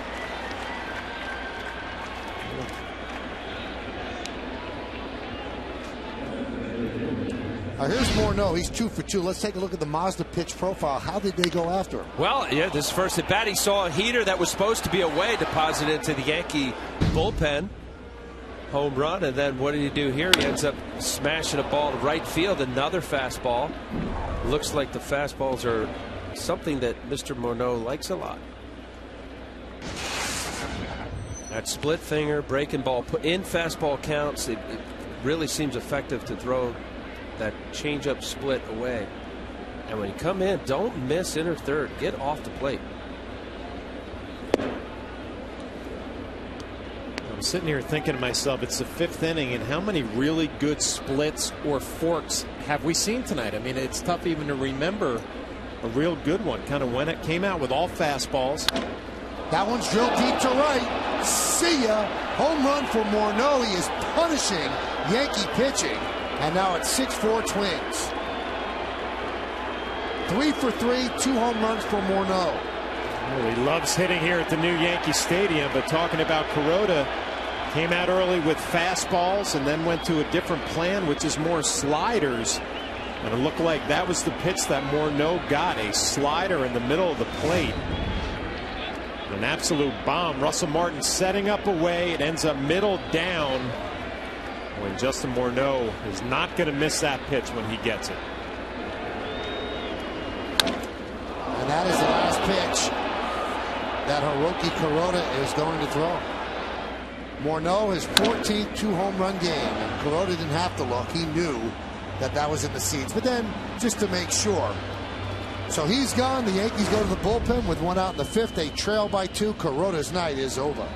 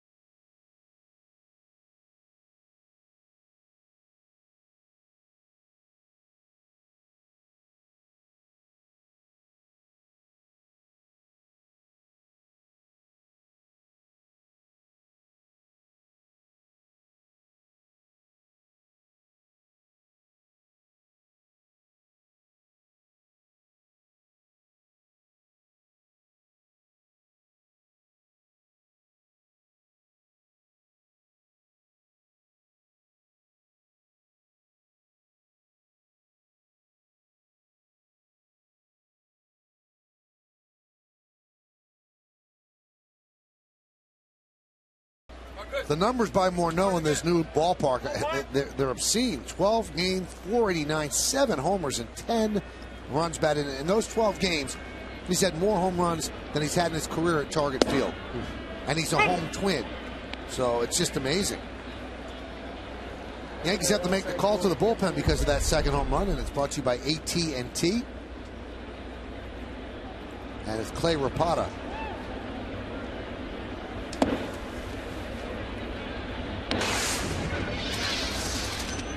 This will be the 6th game for Rapata.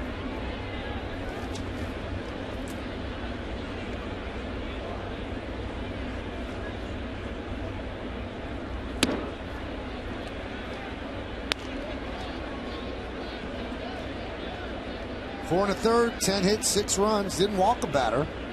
4 strikeouts, 81 pitches. So certainly not near what he did on the home opener last Friday. Right. Well, just early on, there wasn't a time where it really felt that he was settling in, even after he had the scoreless fourth. And I just saw issue John with that split finger that just looks like a breaking ball. Kept throwing that backdoor slider, dangerous pitch. Obviously, we just saw what Morneau did with it. But he really didn't have anything consistent that was going down and away from the left-hander with this heavy left-handed lineup.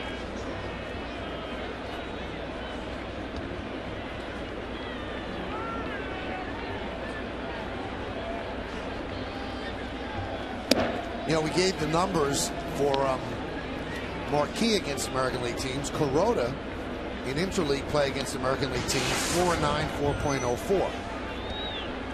And a lot of scouts, when the Yankees signed him, said his stuff can translate into the American League. But not just the American League. It's the American League East. Now, this is not an American League East team that he's facing. But this is different. Ballparks are different than the National League West. National League West ballparks are gigantic.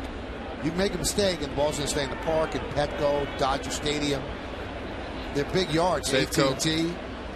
No, in the NWA. Oh, no, I'm sorry. Yep. This ballpark is a little more unforgiving if you make a mistake.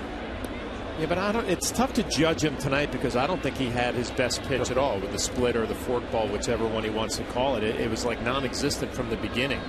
So one of those starts where you go out there without your best pitch and you get beat up.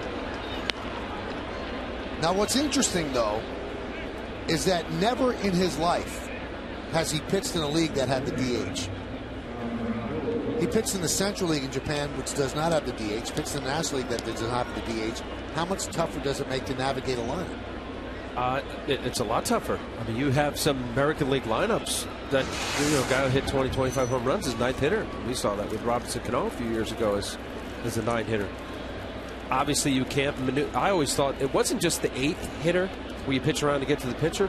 You could navigate 6, 7, 8 to get to the pitcher based on what's going on with an out or two. If it means that you get bad counts and you end up pitching behind in the count, you walk a guy, you start over again. But I really think that is the difference of, we saw Marquis' numbers were it was exactly a run difference of his ERA against American League.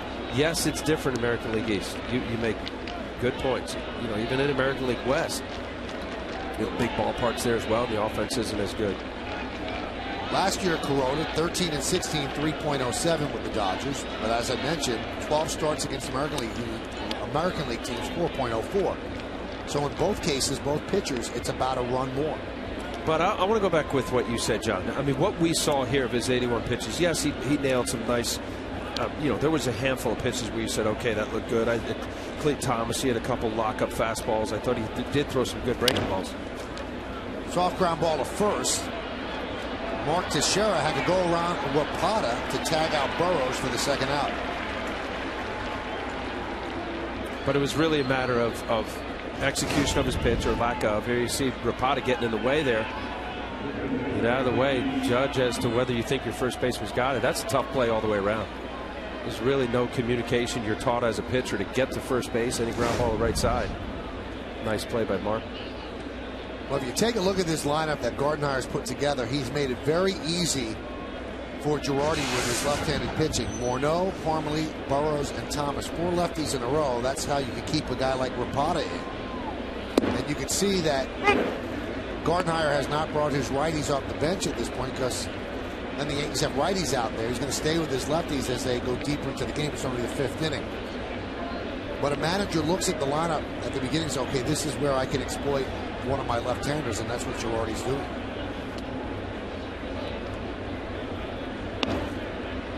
That's where Clay Rapata really has to take advantage of it. It's walked too many in his young Yankee career. Looked great in spring training against the lefties.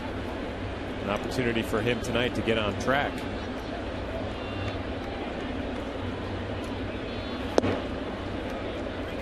But Al, getting back to Kuroda, I mean, how many times you go out there as a starting pitcher and you just realize, you know what, I had nothing tonight. Oh, 5, 6, 7, 8 starts, maybe a year more.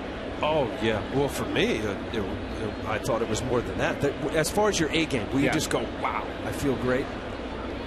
Yeah, I think you have at least 5 to 10 starts a year that you're feeling, boy, I better come up with something. Doesn't mean now, right now, I get with you, my catcher, say, hey, look, you see, I'm short on the fastball. Give me a good low target. Let's pitch behind. You know, maybe I find it as the game goes along.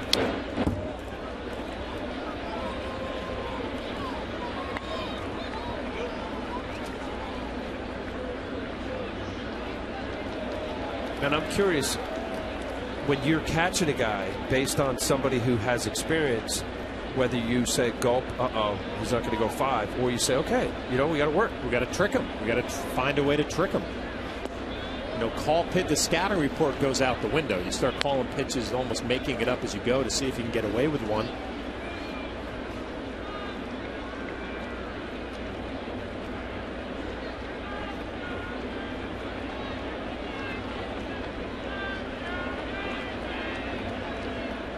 Swing and a miss. Rapata gets Cleat Thomas. But the long ball has played a big part in this game. Justin Morneau couldn't be kept in the park by Hiroki Kuroda, and Robinson Cano against Jason Marquis. We're halfway through. Yankees down by 2.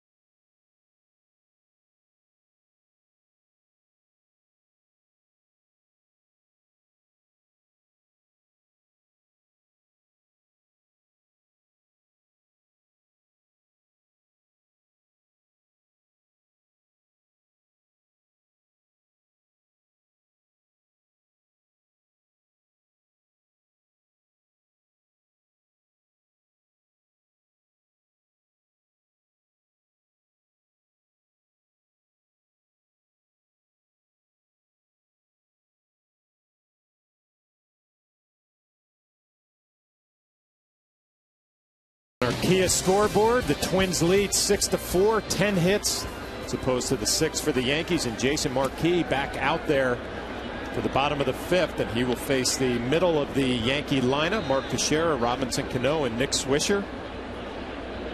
Well, Jason Marquis in line to pick up a win if he can get through a couple innings. There's a possibility of a win, but a hard shot by Mark Teixeira in the right field to lead off the 5th. His first base hit of the ball game. Pretty good hitting right there. Changeup that ended up, let's see here. You got Mauer on the outside corner. It goes down and gets it. Enough to the barrel. That changeup just had enough of the plate. Good hitting. Not terrible location. Getting it past just Chris Parmelee, first baseman.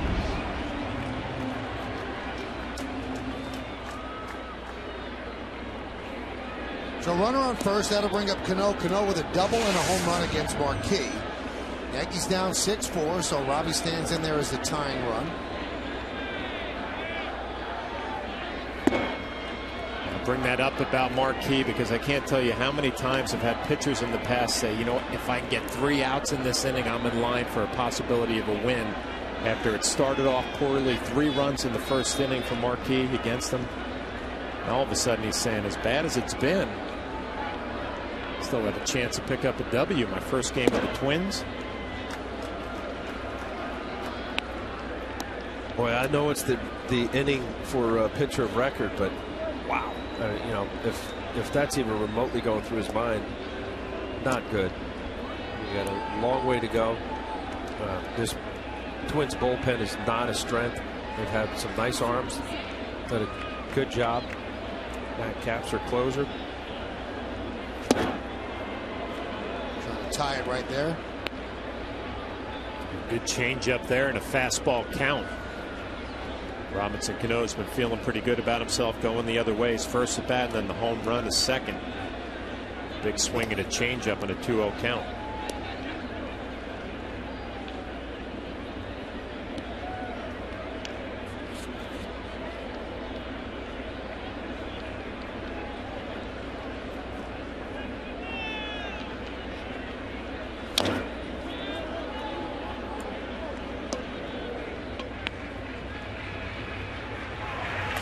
Brian Dunsing, hard-throwing left-hander in the Twins bullpen.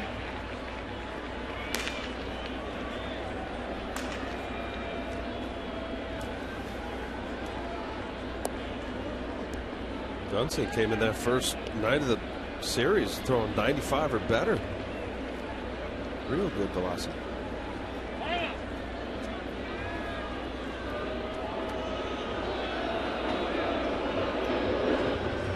This copyrighted telecast is presented by authority of the New York Yankees and may not be reproduced or retransmitted in any form, and the accounts and descriptions of this game may not be disseminated without the express written consent of the New York Yankees.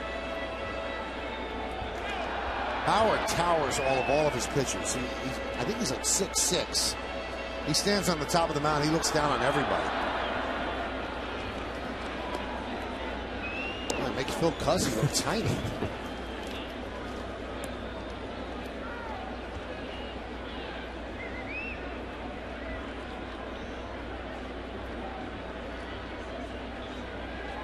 Two-two. Grounded to first. Parmalee will get the force, and they throw back to first. They get him. Oh, they turn that double play. Never thought they'd get Cano, and Cano doesn't think they got him. He tells Vic Carapazza as much. Let's take a look.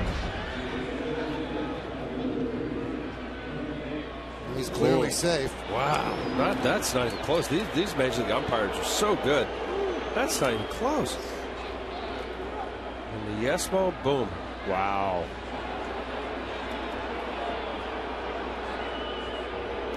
You know, it looked like Robbie smothered a little bit there, hesitated. You saw that hesitation. He was still safe, but he would have been absolutely safe, or at least beat the throw by a good couple feet. Now, we love Yesmo, but you really didn't need Yesmo for that. That wasn't one of those eyelash, you know, gee, I missed it. That's pretty blatantly bad call. Well, you wonder with Robinson, though, a little hesitation coming out of the box. Maybe he thought he pulled it foul, rolled over it a little bit, stayed fair.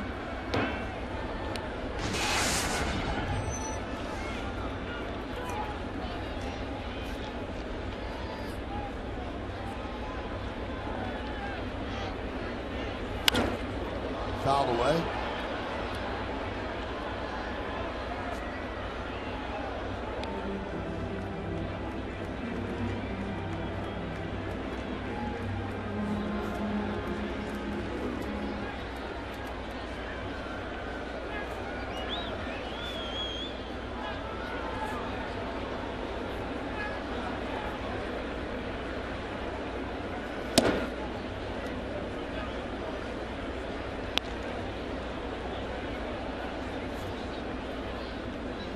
Good. Doesn't have that mid-90 velocity, but you could see the late movement. Good sinker, born down the zone, ground balls.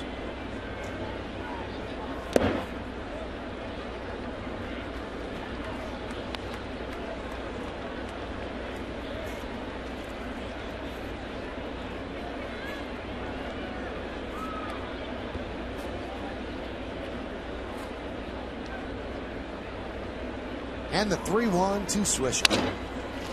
Soft ground ball is short. Carroll charges, fires across his body and across the diamond for the final out. No runs a hit, no errors, and nobody left on base. We'll go to the 6th. Alexi Casilla will lead off.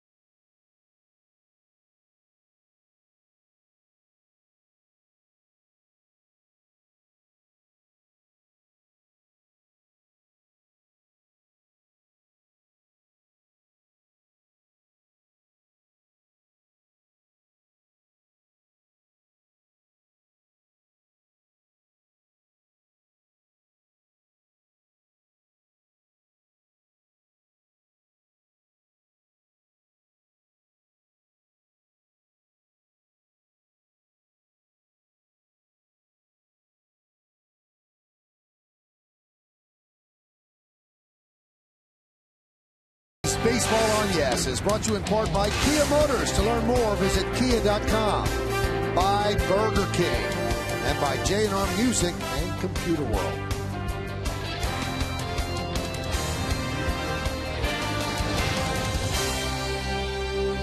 Yankee Stadium on a Wednesday night in the Bronx. Yankees are trailing by 2. And Alexi Casilla will lead off against Clay Rapata, who came on with 1 out in the 5th to relieve Hiroki Kuroda. So Kuroda, 1 great start, 2 subpar starts. Now the Yankees will have to come back to try to take a loss away. There's a base hit for Casilla.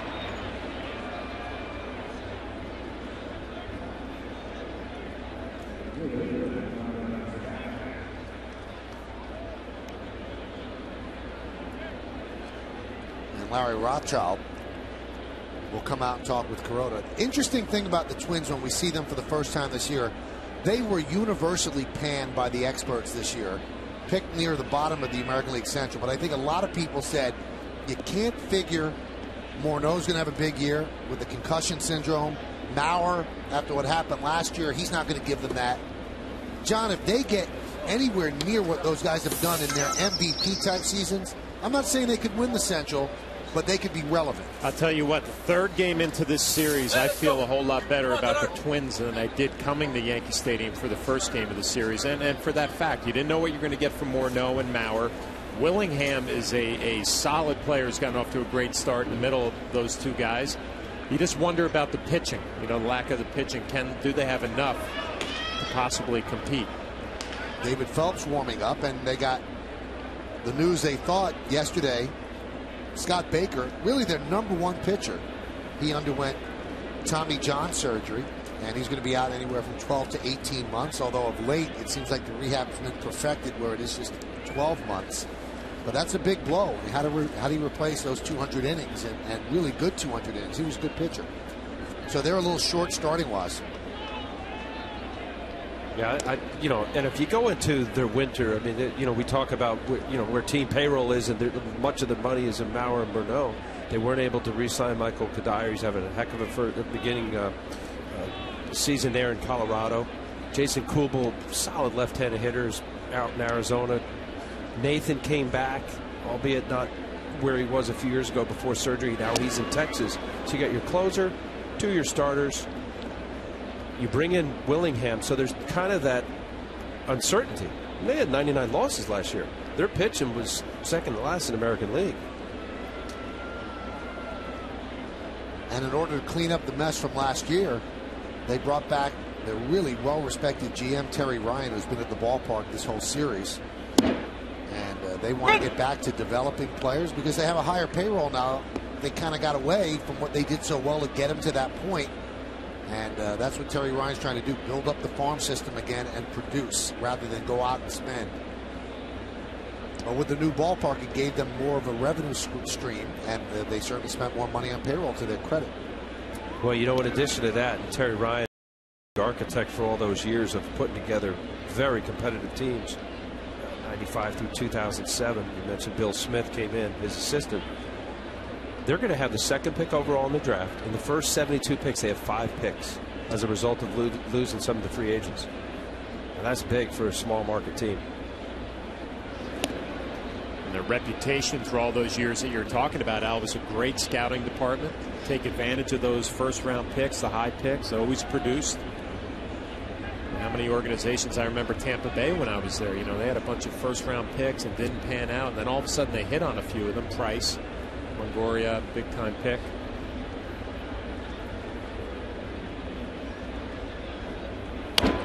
I think that's a great example, John, what's taken place down in Tampa with, just a patent good program. They're pitching. You see with Jeremy Hellickson now and James Shields, you have guys within. Matt Bourne looks like a special player, pitcher coming up. And that's where you have to do it. And I think with Terry Ryan getting an opportunity to get these draft picks, Houston's got #1, Minnesota 2. If you do your scouting right, you get a real special player.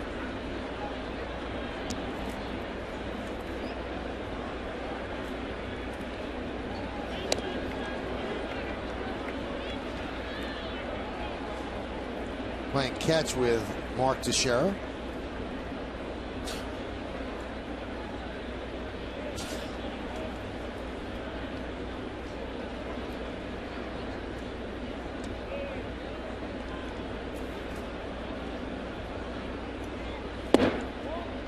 Missed outside.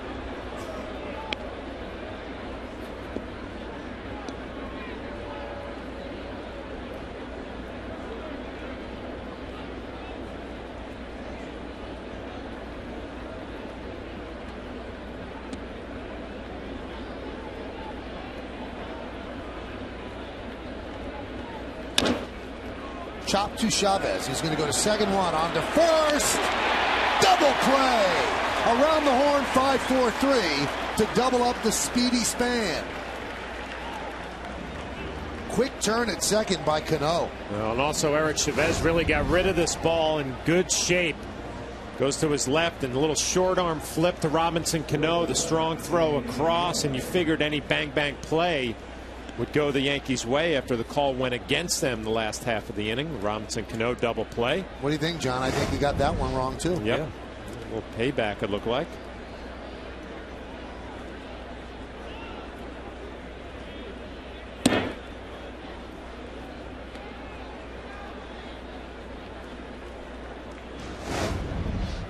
Let's see. That was a lot closer than Robinson Cano.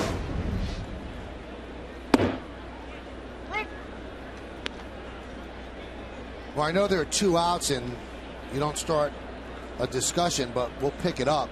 But you just wonder, you see 2 plays like that. Is instant replay something that's warranted to get it right? Should it be expanded? I know it would make the game longer, but should it be expanded? Well, I wouldn't go with that. I think if it's done properly, you got a 5th umpire up here. It would take as quickly as what we just saw. An earpiece, boom, right down the umpire. They got it.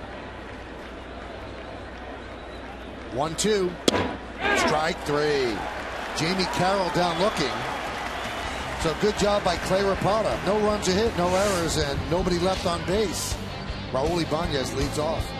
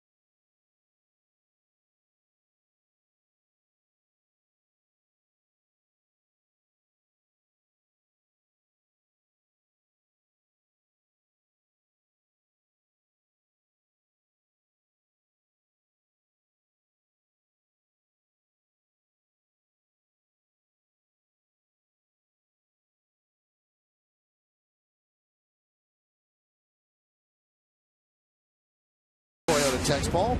Once again, the question: which current Minnesota athlete has the most star power? You've been texting us at 42951. Overwhelmingly, you say Joe Mauer. I guess it's those Head and Shoulder commercials. Adrian Peterson, 34%. Kevin Love, who's quietly an outstanding player for the Timberwolves, 19%. So we go to the bottom of the 6-4 Twins lead the Yanks, and Ibanez will lead off. against the new Twins pitcher as they bring in Brian Dunsing in relief of Jason Marquis.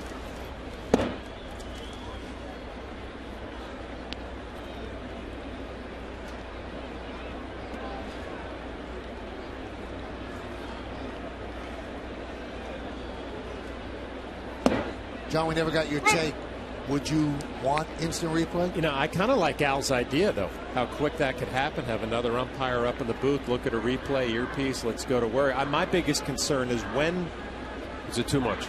Is it too much? And do you say, okay, you know, a double play here, we need to look at a replay? You know what I'm... Like, how do you pick what plays you're going to look at again? Well, but you should look at every single play. I mean, if the guy's up here, it takes a lot of time before the batter gets up anyway. That's looped into left field, a base hit for Ibanez. You know what I'm saying, John? I mean, and then you signal down to the field that they got it wrong. You just let it go. If it's that quick enough, that would be great. You know, you worry about it, maybe a challenge system where a manager is able to challenge 2 plays a game. How long would that take? Lou Logan and Soriano warming. The only thing that worries me about baseball is a continuation sport. So do you send people back if you got the call? Right. That's what gives me the willies. Runners on base, if it's a called catch and everybody stops and they made a mistake and it really wasn't a catch, where do you put the runner? Now it's subjected to the umpire's decision. Would he have scored at second base on a liner to left?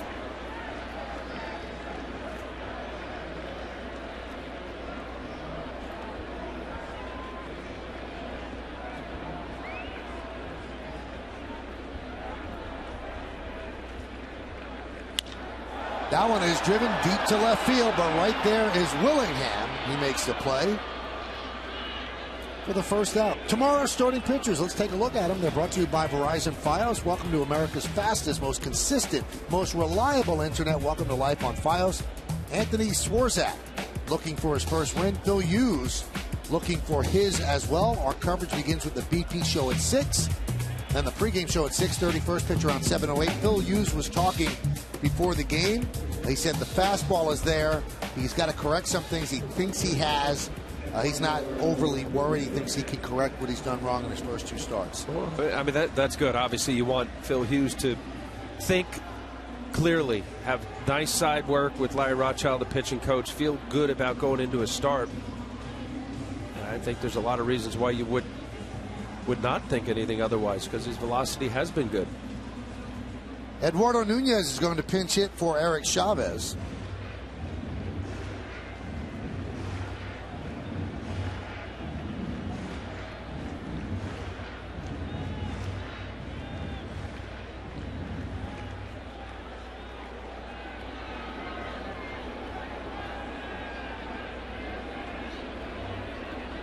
Well, Alex Rodriguez is on the bench, and they're choosing to go with Nunez here in the 6th inning.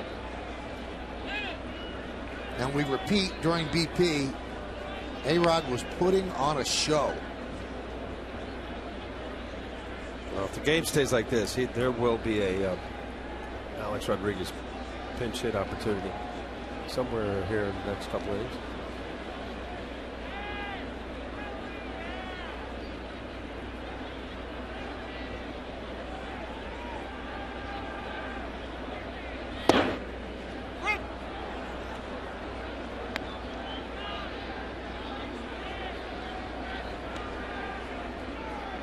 Two nights ago, Dunsing was throwing with better velocity so far as fastballs around 92. Was a starting pitcher, relieved most of last year.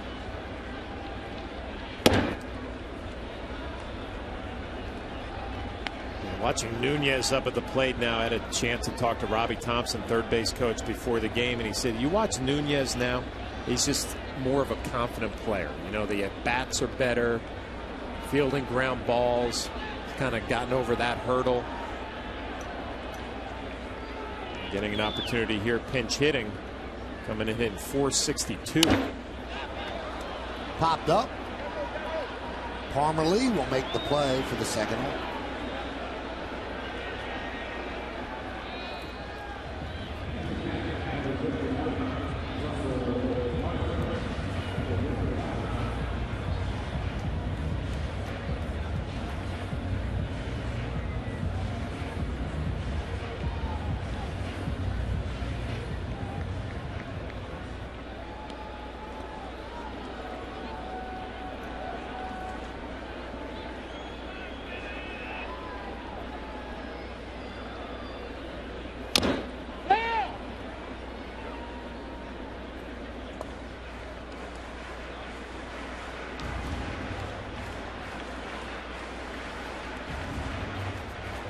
The guy's struggling as Russell Martin is. You just start searching a little bit. You end up getting caught in between. First pitch, a little slider. He pulls off a little, missing what he normally would connect on or square up on. Fastballs middle of the plate.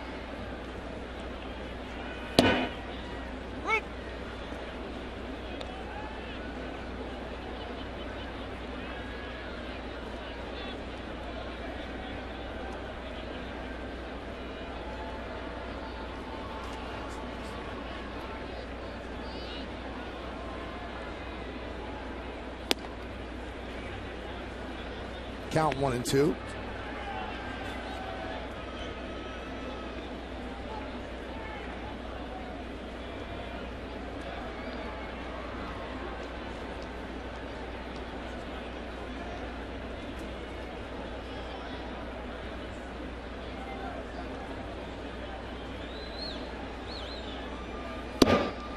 Missed outside, 2-2.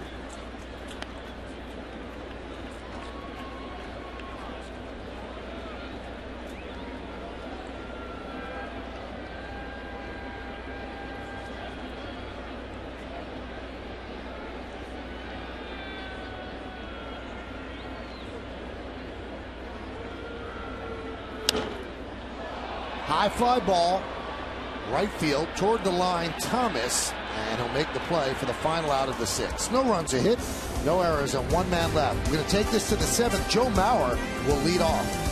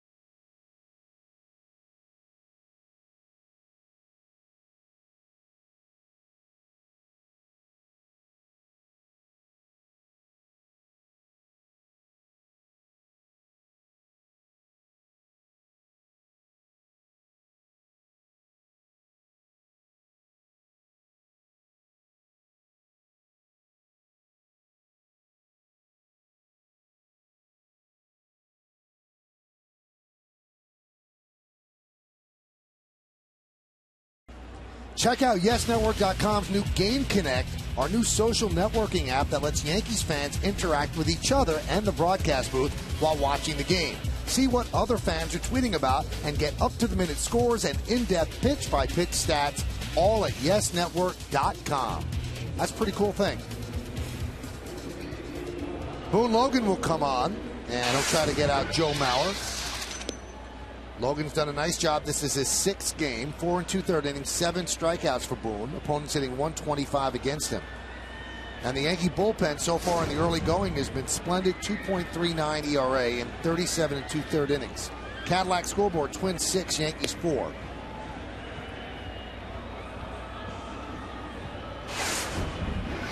Well, nice job by Clay Rapata handing the ball over to Boone Logan now. See if he can keep the Twins at bay here in the 7th inning. Got to go right through the middle of the lineup. 3, 4, 5. Mauer, Willingham, and Morneau.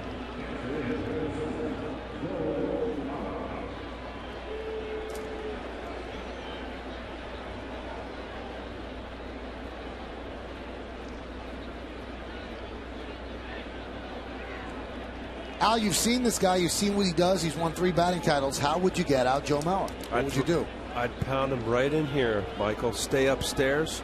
Get him to think that you're going to be in on his hands. And when you go away, it's got to be. I think his strength is definitely on the outer half. I think that's what has been a problem for him at the new Target Field. His best home run year was the last year at the Metrodome. It's a nice shot right here. I would stay somewhere in this area. Up. Stay away from down and in. Get him conscious of inside. Then down and away is opened up.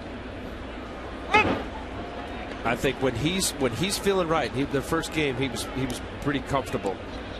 That ball to left field, they're not flares. They're driven to left field. You know what makes him tough, and we just saw it from that great angle up top. His stride is non-existent. You know, he doesn't go forward. That one right there, Michael. Now, what happens is, not just once in a while, if you throw one in there, say, okay, you know what, lefty, he's going to do breaking ball. See the no stride, what John was talking about. Beautiful swing. There's a reason why this guy was #1 overall. Nice contract, well deserved. Kept him in Minnesota, local boy from St. Paul. John, is the lack of stride why he doesn't hit for that much power?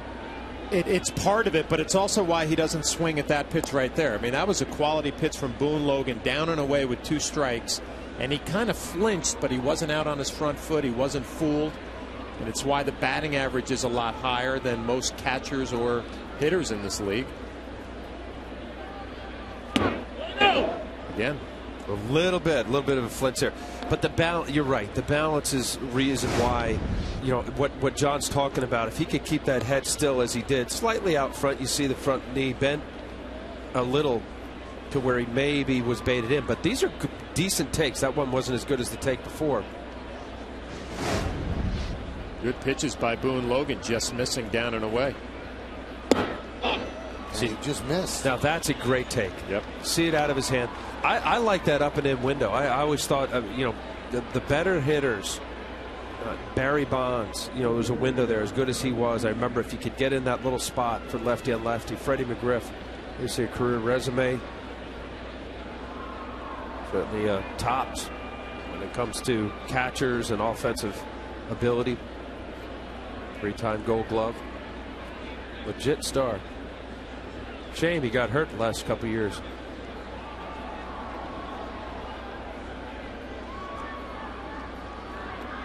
Now, the game on Monday was the first time that Ron Gardenhire decided to separate the M&M boys in about 4 years. And not an easy thing to do because they were locked into 3 and 4 for a while. But Willingham is swinging the bat well, and Gardenhire said, I'm going to put him in the middle of you two, so it makes it tougher to bring in a lefty. And I don't want to stack lefties like that. So it's worked so far because in the 2 games that Maurer and Morneau have played, they've produced. And I think Rod Gardenhire, we just went over Maurer's swing, how he's as good to left field as he is to be able to pull the ball. So this guy, doesn't really matter, lefty, righty. And I think he viewed it that way, Gardenhire, that you didn't have to separate them because they can hit lefties. They can hit lefties, no problem. That one is skied to center field. Right there is Granderson. And now it's up to Logan to try to get out Justin Morneau. The Yankees have not done a good job of it in this series. He's 3 for 3 tonight with 2 homers and a double.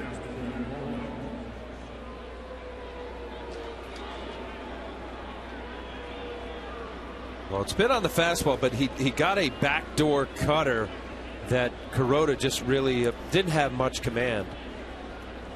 And the movement on it was really a dangerous pitch as a right-handed batter, especially here at Yankee Stadium.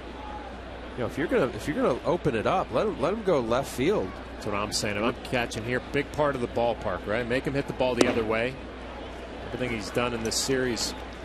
Hit a drive to deep left center field. Curtis Granderson ran down.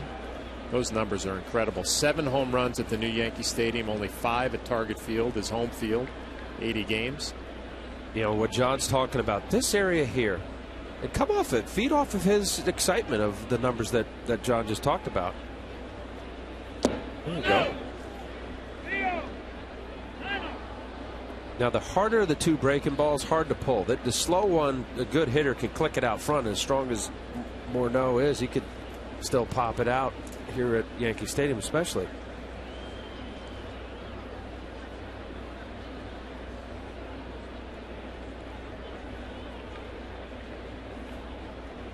I got old pitching coaches going through my head right now, Al, where they say, hey, you can throw a fastball inside. Just make sure it's off the plate inside. You know, tease the hitter, get him excited that you might throw a fastball in there, but make it be a ball. And then stay away on everything else.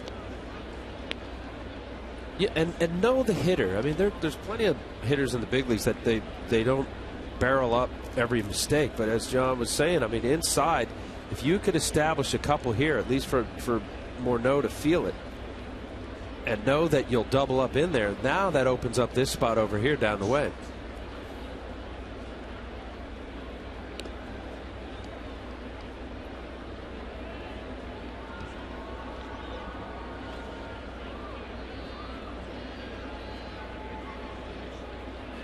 Soriano warming up.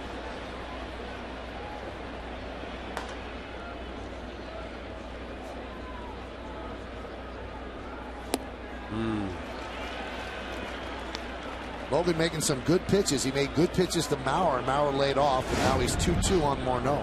That's a good point, Michael. A lot of these pitches, the same ones he threw to Maurer, and Maurer just either, you know, did a nice job not swinging, took them. Morneau a little bit bigger stride. Location wasn't great, had downward tilt, off speed, got him out front.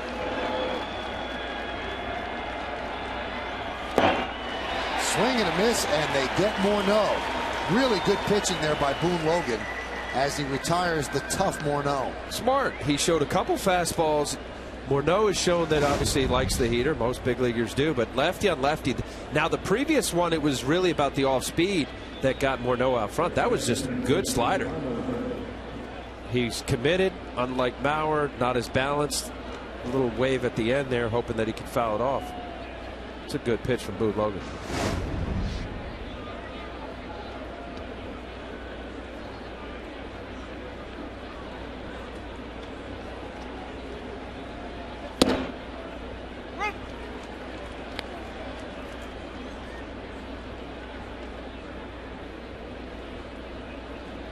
Count 0-1 on Parmelee. Parmelee's 2 for 2 with a walk.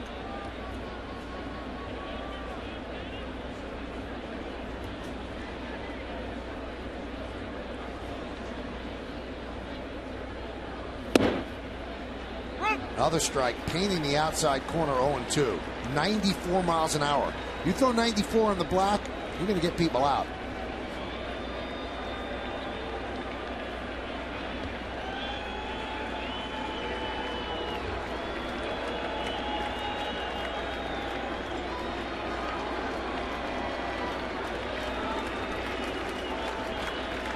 And the 0-2.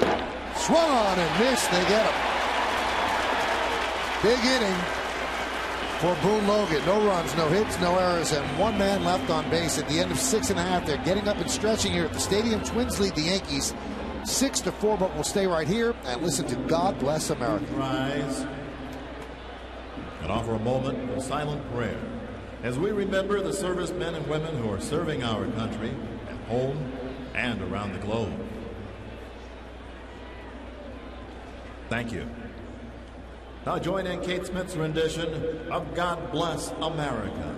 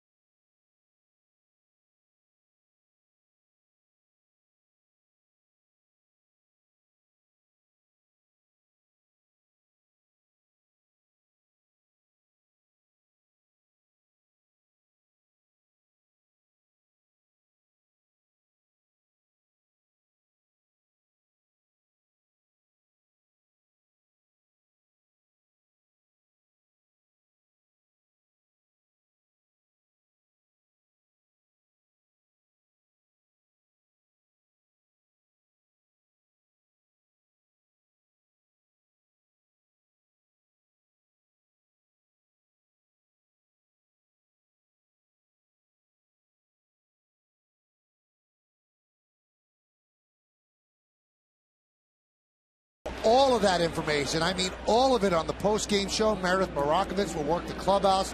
You must stay tuned after the game. Wouldn't you say so, John? If you were not working this game and you were watching, you're there, right? Well, I'm going to find out what happened at the end of this game. I'm going to find out from Kuroda's interpreter what he felt like about his game.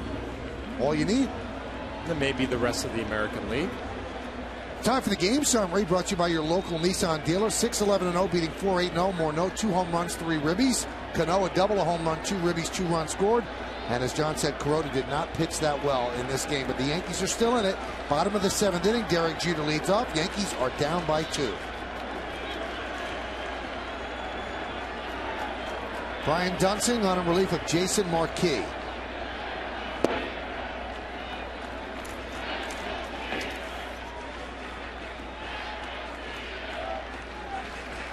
Well, this game is far from over. Obviously, the Yankees will have 3 shots at it here. Cadillac scoreboard 6-4. Twins lead the Yanks.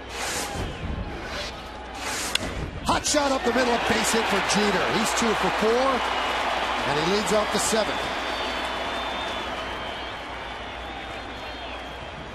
Well, obviously, leading off the 7th inning with base hit is big for the Yankees, but Derek Jeter, every at-bat, has been all over Minnesota Twins pitching in this series. And no different here. Base hit, a fastball right down the middle and down a little bit. Hammers it right back up the middle. 7th multi-hit game. This leads the American League for Derek Jeter. Here's Curtis Granderson. Count 1-0. And Maurer wants to talk with Dunsing.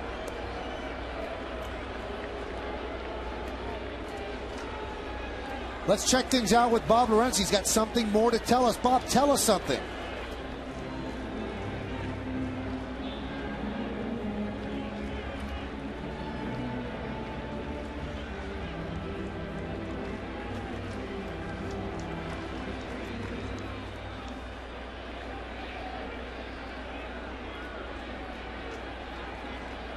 Thanks a lot, Bob. So we'll watch that one. And the 1-0. Looped into left field. That could be trouble. Coming on Willingham, and he makes the play. Willingham got a good jump and ran it down to take a hit away from Granderson.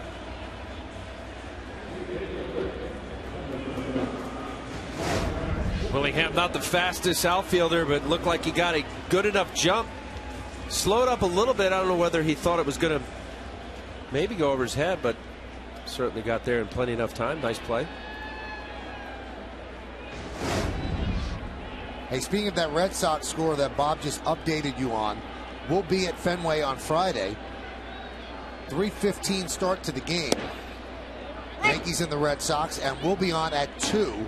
And we'll have all the highlights from the ceremony celebrating the 100th anniversary of the opening of Fenway Park. It opened in 1912.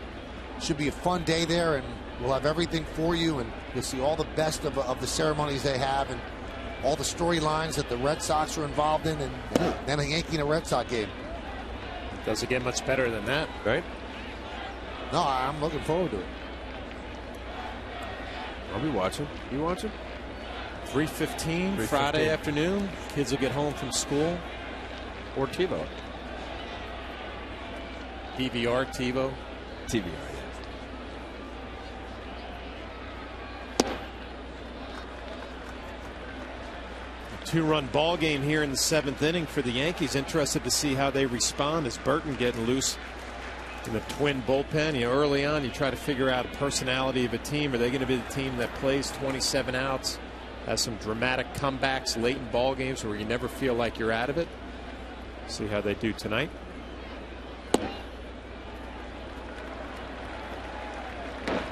Win a couple of these games early in the season, you start believing it the rest of the way.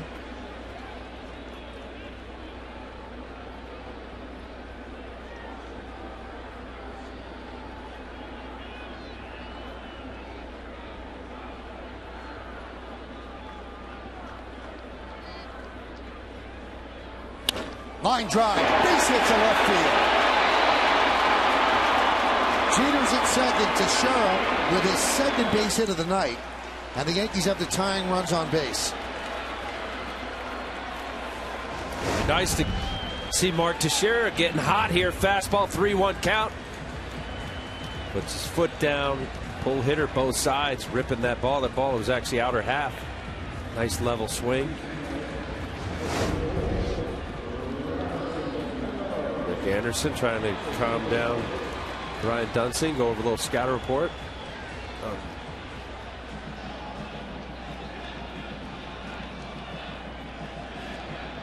Hey, Verizon customers, you won't have to miss a game again now that you can watch live Yes Network Yankees games on your PCs or laptops with Verizon Fios. Get a full season of live Yankees games on the go for just $49.99. Now, if you're a Verizon Fios TV customer with Fios Internet, all you have to do is go to yesnetwork.com to get more information and subscribe now.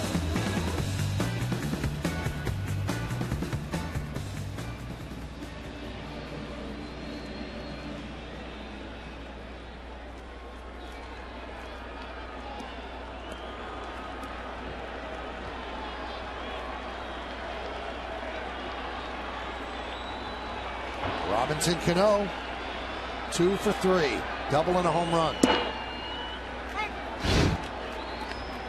Well, this is the third inning. A little spinning slider from Marquis. Hung in the middle of the plate. First home run of the year for Robinson Cano.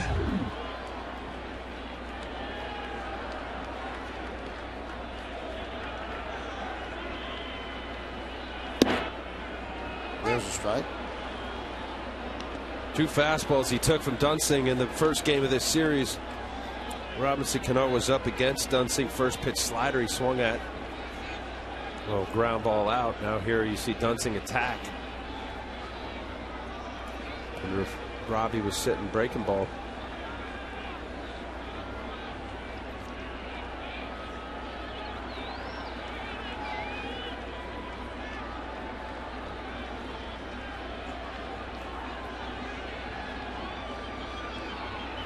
The 0-2.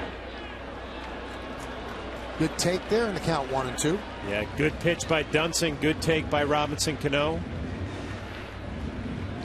This is where he has really matured as a hitter the last couple of years. A little more patient, a better hitter with 2 strikes than he was as a younger player. Everything has been away, Al. 3 pitches, fastball middle away, fastball away, and a slider away. We'll see if he changes it up. Maybe tries to sneak a fastball inside. We'll stick with that slider away. Grounded softly to second. There's one. No return throw as Jeter moves to third.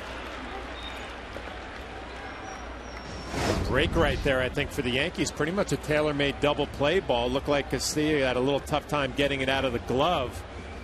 Allowed Robinson Cano to make it to first base. Possibility here of an inning-ending double play. The Twins could not execute. Dunsing thinking he's getting 2, but no. So that's it for him. Ron Gardner will go to the bullpen. He'll bring in the righty. He's going to spin Swisher around to the shorter part of the ballpark with the tying runs on base.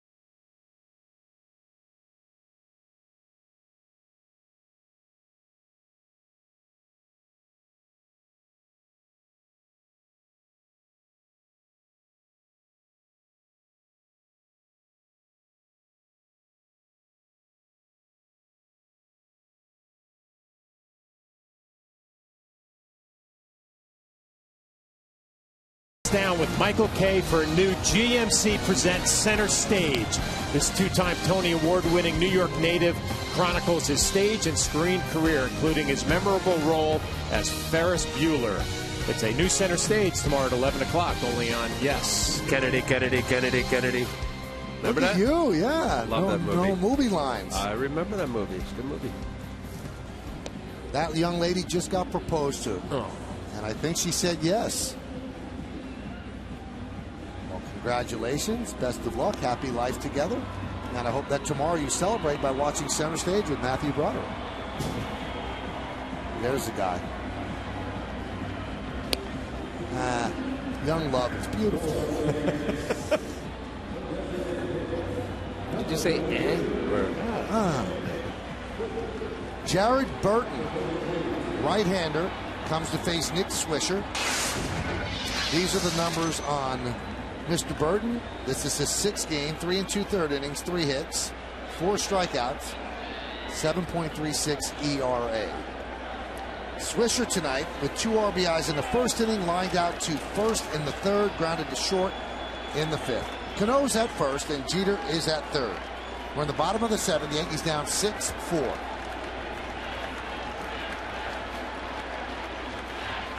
I'm kind of wondering why Ron Gardenhire goes to Burton, puts Nick Swisher into the left side of the batter's box. Swish had good numbers against Dunsing, 3 for 7 with 1 home run, 429 batting average. I don't know. This Yankee Stadium. Yeah. I think I'd have him give a shot to go to left. Anything against Burton, John? What do we have here? Nothing for Swisher against Burton. First time facing each other. He does have a bowling ball sinker. We saw that first pitch. Velocity okay, but the ball running down and away. Tough pitch to pull to the right side.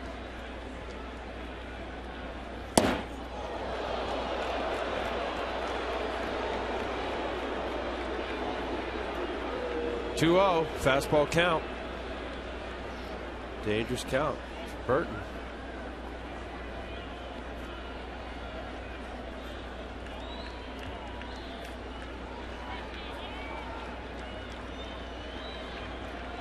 Twins with 11 hits, Yankees with 10.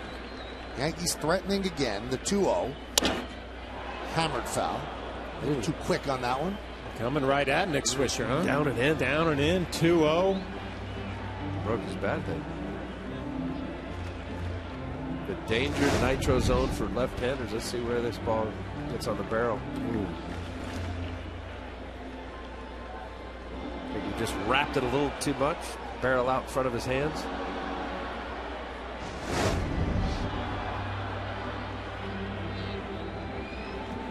Too eager, right? Anxious. Getting your heater. You got it. A little too quick. Quick, yeah.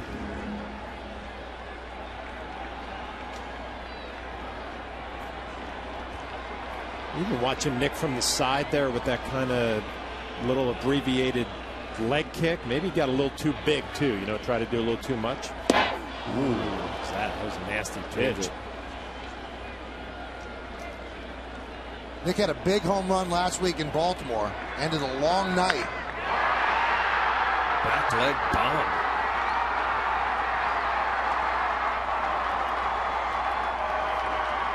Against Kevin Gregg. Hey, what if Burton can throw another changeup like he just threw? That's going to be tough for Nick Swisher. That was a nasty pitch.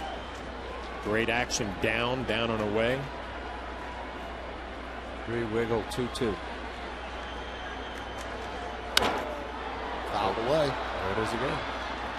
Not as good though. That Nick had a pretty good swing at that one. There's a circle change grip. You see the OK. There's the middle ring finger that the ball comes off of. The ball was up just a little too much for the Twins. Just missed it.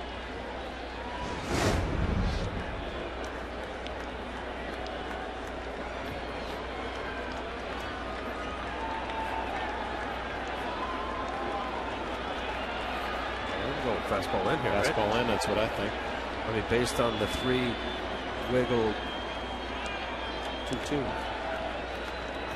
previous pitch. A lot of times the signs are second sign in the sequence we'll go to, but if we shake off, sometimes you go to first sign.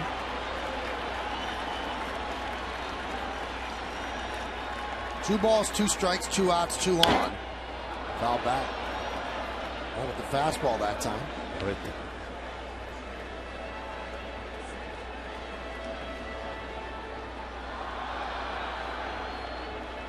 Well, I tell you what, you give the Twins a little bit of credit here. I was always taught as a catcher, stay away from the short side of the field, especially when one swing can beat you. One swing right here gives the Yankees a lead.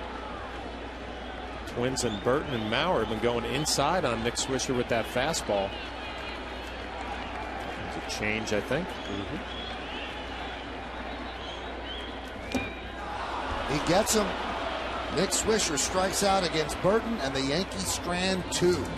No runs, 2 hits, no errors, and 2 men left on base. So Burton wins the battle with Swisher. We take it to the 8th inning. Burrows will lead off for the Twins.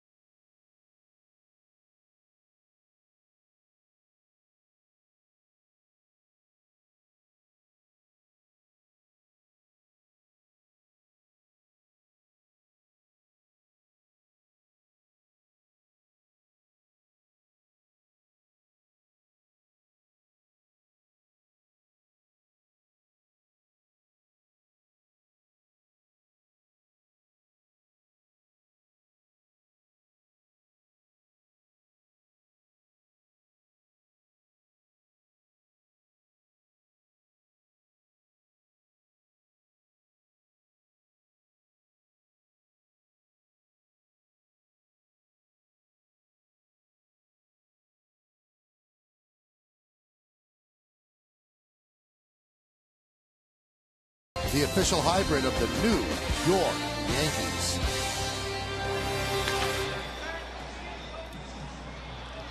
Well, we go to the 8th inning. Yankees strand 2 in the bottom of the 7th on the Hyundai scoreboard. Twins holding on to a 6-4 lead. They scored 4 runs in the first inning. The Yankees have inched closer, but they have never been able to take the lead away from the Twins. And that'll bring up Sean Burrows to lead off. When you look at Burrows, it shows you what an inexact science the Major League Baseball draft is. He was considered really a can't miss. He was a first-round draft pick, 9th pick of the draft in 1998. Senior year in high school, he hit .528, 7 homers and 38 ribbies in 29 games. He had a full scholarship to USC, and then the Padres took him, and he decided to go pro, but never really lived up to the high expectations. His dad, Jeff, who was the MVP in the American League in 1974, was actually the first pick of the draft by the Senators in 1969. So they had baseball in their DNA. And that's only the second father-son pairing to go in the first round. The other one, Tom and Ben Grieve. Huh. He was on that Little League team, remember, a long time ago. Yeah. Long Beach? Yeah. Had a decent year a couple of years ago at San Diego, but never had any power as he swings and misses against Boone Logan. Logan has struck out 3 in a row. Well, Boone Logan has enough on his fastball you have to respect, and he beat Burrows with a fastball and then had him waving at the slider with 2 strikes. It's got excellent tilt and depth to his slider. I think his slider early going here in 2012 is better than it was last year. Slider got a little short and flat last year, overthrown, which usually what happens if you're trying to get that nasty break every time. Trust the break. That's a nice get me over first pitch slider. And I think it's imperative for a lefty pitcher coming in to be able to get a called strike with that. Expands so much, and with Boone's velocity, so far he's looking very good. And Boone does not consider himself a lefty specialist. He thinks he could get everybody out. And he's got the stuff that he could get people out. He does, Michael. And I'm glad he thinks that way, because you're exactly right. I mean, he does not want to be viewed as that, and he shouldn't be. He has the stuff, effective stuff, to be able to get right-handers out, and he's shown it.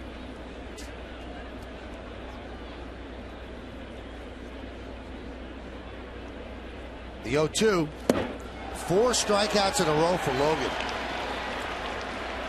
He has really got these lefty twin hitters on their heels. They just almost seem overmatched. You can vote along with us for tonight's Chevy Player of the Game. How do you do it? You text your vote to 42951 or vote online at yesnetwork.com. Tonight's candidates are number 1, Justin Morneau; number 2, Robinson Cano; number 3, Joe Mauer; number 4, Nick Swisher. Vote now. Make your voice heard. Standard text messaging rates apply. Here's Alexi Casilla. 2 outs in the 9th. Check that 2 outs in the 8th. Let's not get ahead of ourselves. Pitch is high.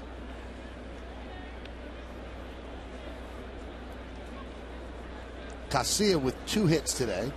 Singled in the 2nd and the 6th, and rounded to a 4-6 force in the 3rd.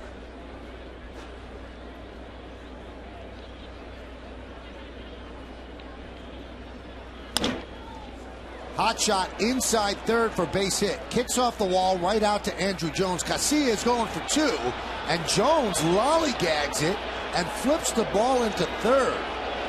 Crowd is on its toes and knows that that was not a good play by Andrew Jones. Don't really know what Andrew Jones was thinking here. I mean, Casilla runs well, but the bounce came right out to Andrew Jones, and he decided he wasn't going to deliver a strong throw into second base, conceding the double. Maybe a little stumble out of the box made this play a little bit closer than Andrew Jones thought it was going to be. Mentioned Casilla runs well. Andrew didn't realize he had a play. A perfect bounce comes right out to him. He charges it a little bit. I mean, he takes a peek, but it's just you just don't do that. It doesn't look good. It's not the right way to play there. You make your best effort, firmest throw to second base. I don't care if he's standing up. And that's a play in which Brett Gardner excels. He makes that play as well as any left fielder. And Andrew didn't even attempt to throw to second, so Casilla is there now. Let's see if Logan can pick him up and get Denard Span. He deals him a first pitch strike.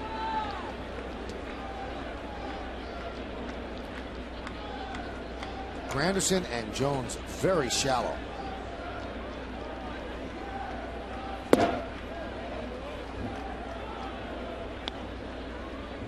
Now, this is the part of the game that's really changed. All these scouting reports and all the information with the computers on where Span will hit a fly ball. And you can see Curtis Granderson in center field and Andrew Jones in left playing shallow, shading him the other way. There's so much more information now than there was on really to get specific on where to position the defense. See if it pays off.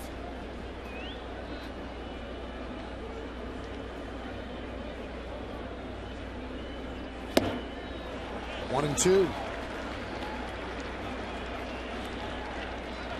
Well, I don't know how you feel about it, but it's about time. I mean, I think, look, every pitch is documented and traced and tracked and lines drawn and velocities and angles. I get kind of the idea that you could get inundated with too much. Remember when I came up, it was we're going to shade him away. Shade him away. Shade him to pull. That was it. Now there's so much information with the computers, and Joe Girardi uses all of that with his coaching staff and plan accordingly. 1-2.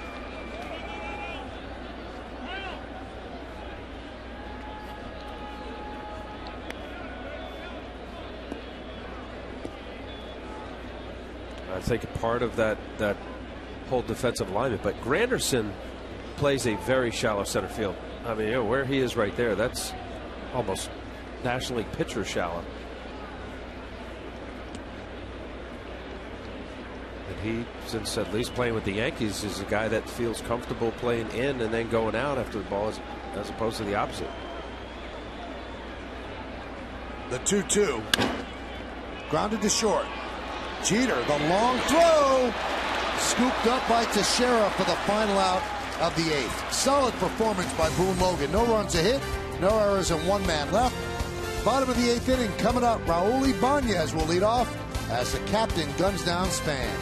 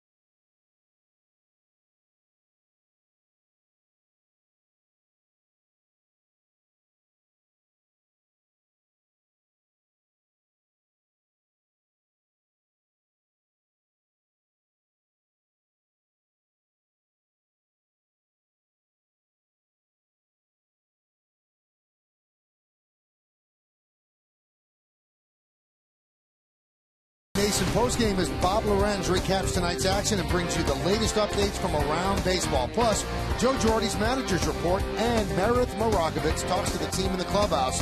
It's the WB Mason postgame. It is only on Yes. Raul Ibanez leads off the bottom of the 8th inning, and Burnett starts him off with a strike. Hyundai scoreboard 6-4 Twins over the Yanks.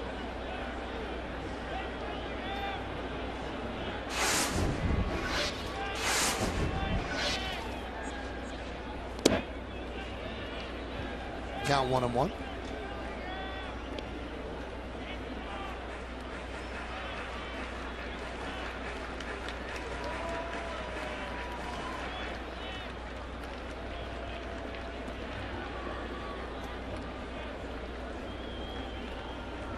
Ibanez 2 for 3. 1-2.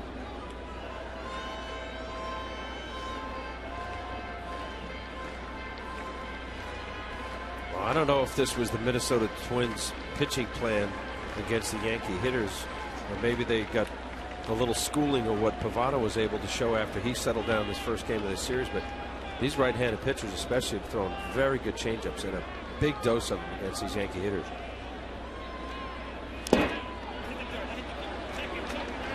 Foul tip, and Mauer holds on, but did it hit the dirt? The third base umpire, Greg Gibson, said it hit the dirt before he caught it. He said, you can hear it, I got it on the ground. So then it is not strike 3. Just a foul ball, not a foul tip. Well, it's tough for the home plate umpire, Phil Cuzzy, to actually see this and try to call balls and strikes. Foul ball does hit the ground. Good call. Now we're trying to come up and sell the play.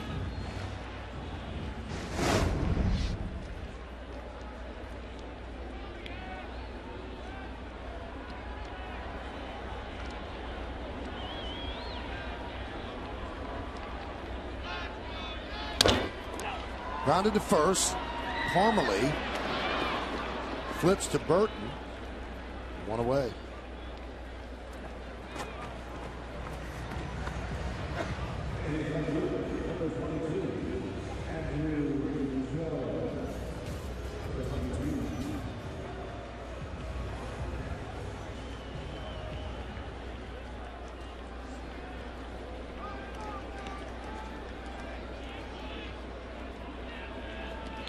Watching Jared Burton, see if he's got many pitches that he's thrown in his repertoire has been changeups to the left-handers. Let's see if he does it righty. Oh, slider.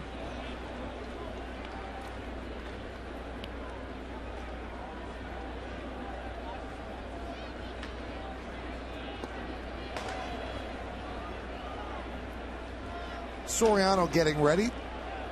He will pitch the ninth for the Yanks.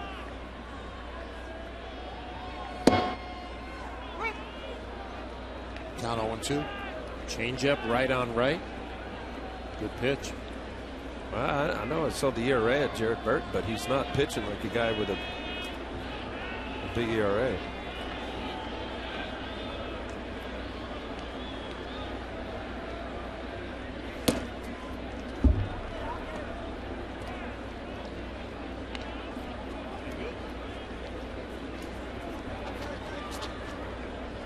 Into this performance, 7.36 ERA in 5 games.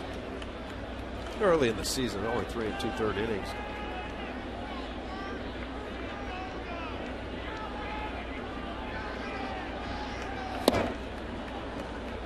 And Andrew Jones strikes out for the second out.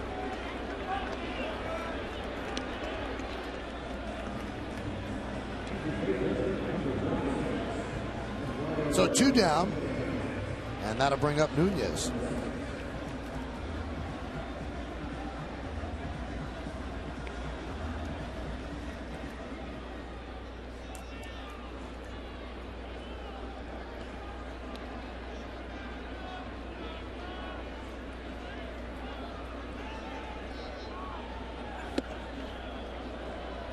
Count 1-0.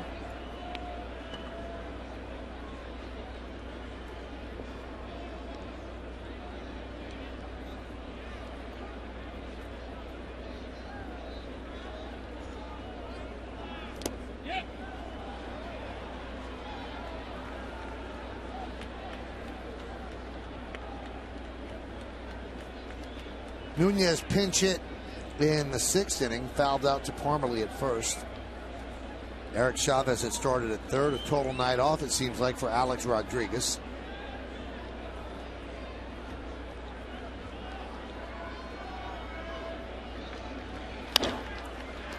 Nice play by Burrows. Gets to his feet, and a 1-2-3 inning for Jared Burton as he retires the Yankees in order. It all goes to the 9th as the Twins lead 6-4. Carroll, Maurer, and Willingham next.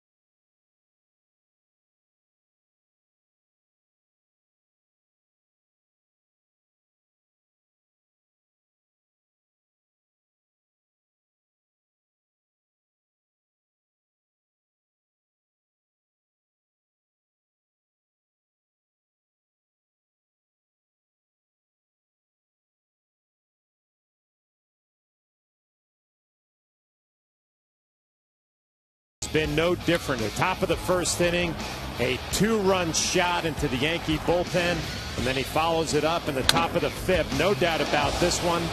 Little slider down and in. Those are your drives of the game, your Land Rover drives of the game by Justin Morneau.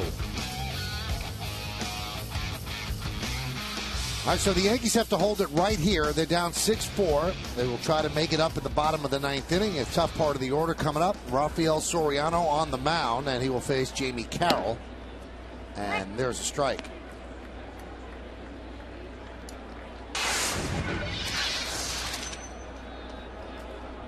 Yankees are trying to avoid losing 2 games to the Twins in a home series since May of 2001. And we told you coming into this series how the Yankees have dominated the Twins since Ron Gardenhire took over as manager in 2002. 18-51 the Twins are against the Yanks, and 28. That's in the Bronx, old and new Yankee Stadium. And the Twins came into this series 2-7. So the Yankees feel some pressure to rally in the bottom of the 9th inning. Yeah, the Twins came into this series 2-7 with 4 games here in New York and then traveling to Tampa for 3. Playing some gritty baseball in this series. I don't think it's hyperbole to think if the Twins do well in the series, it's kind of a speed bump on the road for the Yankees. They could bounce back. It could make the Twins season if they can have a good road trip, because you go into a road trip with 4 here and 3 in St. Pete, and you're 2-7, you're thinking it could be over quick. And they got swept in Texas before they came here. Beat 2 or 3, I mean, of their 2 wins against Los Angeles Angels of Anaheim. Texas wasn't easy. The Baltimore sweep was obviously not the way you want to start the season. Yeah, I think it's really about some pitching, and if the M&M boys do what looks like they're doing here in New York, this could be a big boost, Michael.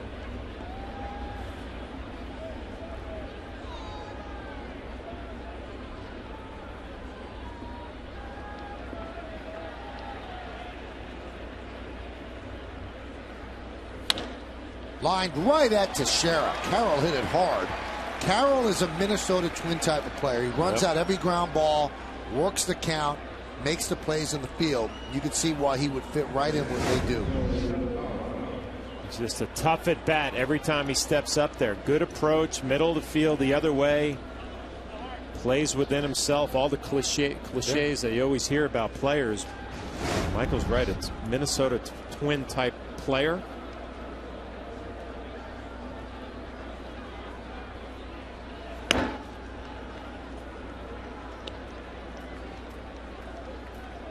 Indiana boy from Evanston.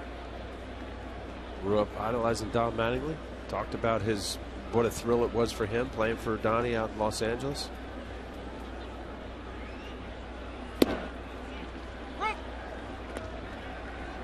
Evansville. Evansville. That's where Don Mattingly, right? Evansville. Yes, Evanston is where Northwestern. John Cusack grew up, and it's also Northwestern. And Joe Girardi went to Northwestern. High pop-up, shallow left. Jeter backpedals. Coming in is Jones. He'll make the play for the second out.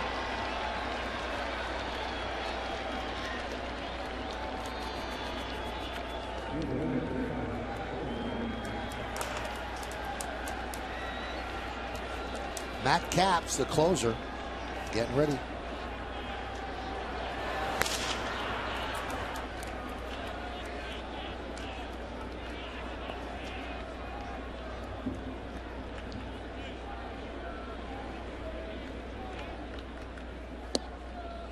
Breaking ball strike to Willingham.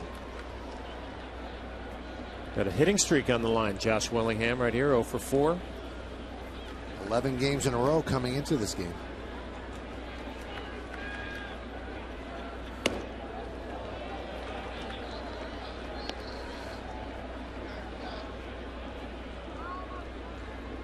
First Twins player to hit safely in the first 11 games of the season in his first year with the team since back in 1972. Bobby Darwin.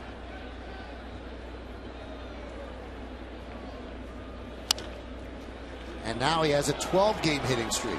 That one kicks off the wall. Andrew Jones stumbles as Willingham gets himself a double.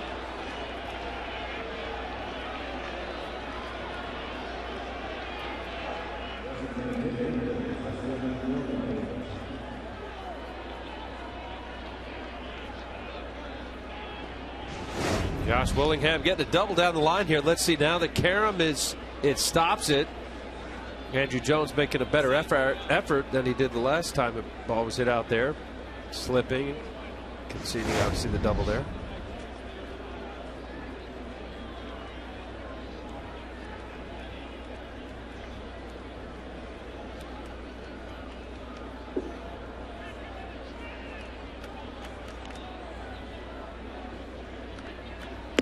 They will intentionally walk Morneau. That's not a bad idea.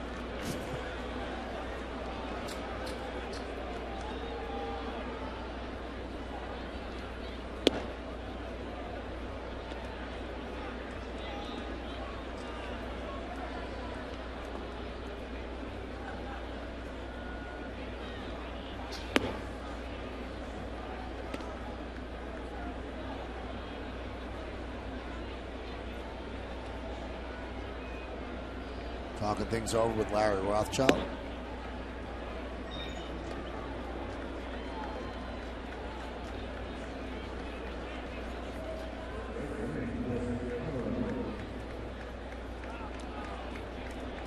Chris Parmelee 2 for 3 with a walk, showing that he's quick inside. And a couple fastballs in. Double in the third inning on a slider. Kuroda.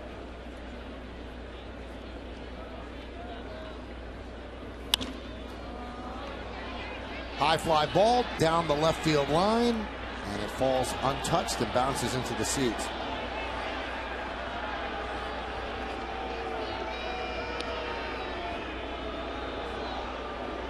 And seemed a little agitated with Andrew Jones out in left field. Didn't have a play on that one. You know, they're spoiled with the speed of and the younger Brett Gardner.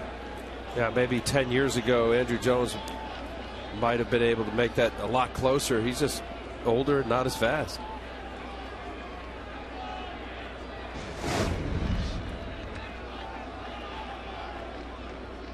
Oh, 1 count on Parmelee. 1-1. 13 hits for the Twins. Twins scored 4 runs off Kuroda in the first inning. Yankees came back with 3 in the bottom of the inning, make it 4-3. Then the Twins 1 run in the third, made it 5-3. Then the Yankees scored a run in the bottom of the third, made it 5-4. And then the Twins added 1 in the fifth, and that's where we stand right now. 6-4. Twins lead. Foul back to the score.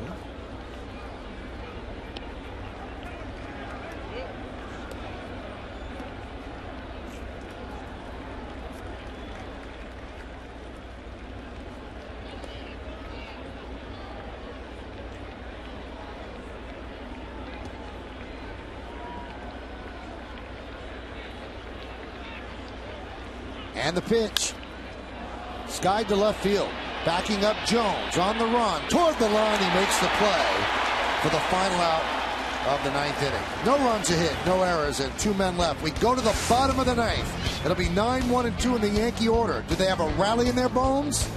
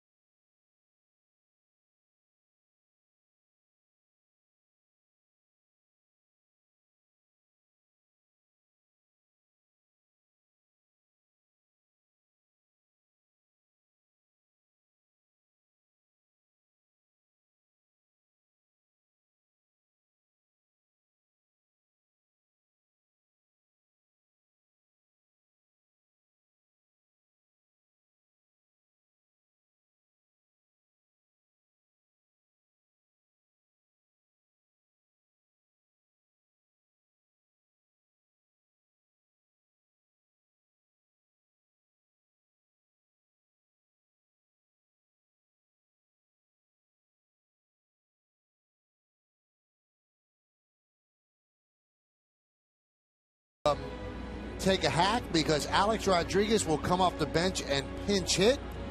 Obviously, Alex has been a starter since he was a teenager with Seattle, so he has not had many pinch hitting appearances. In fact, 11 in his career, and he's never had a pinch hit in his career.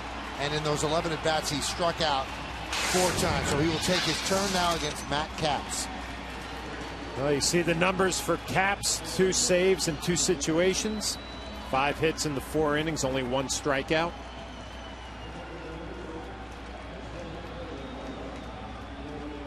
Well, sad to see Alex, or different to see Alex Rodriguez coming up to lead off an inning, hitting for Russell Martin, but Joe Girardi sending him up there trying to get this inning going. Had an opportunity to use him in the 6th inning for Chavez when he would have been the tying run with a runner on first. But you elect to hold him off, and this is the only time you could really use him. You're not going to pinch hit for Jeter, Granderson, Teixeira, or Cano. So Alex will lead off. As we told you earlier, he had an unbelievable batting practice, hitting balls in the seats constantly. And then when he came out of the cage, he said to no one in particular, "This is the best I felt all year." Well, let's see if that translates against Capps.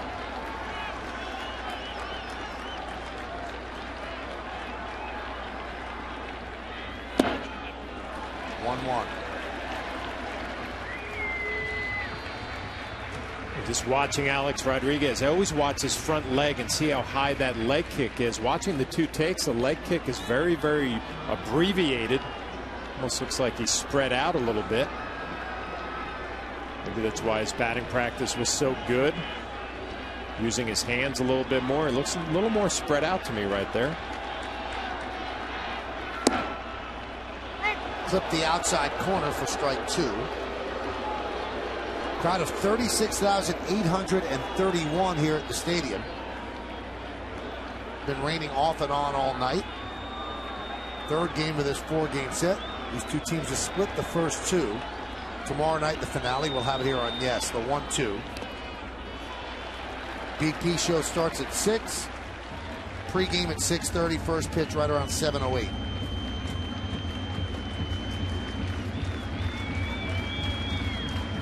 Looks like Capps broke his belt.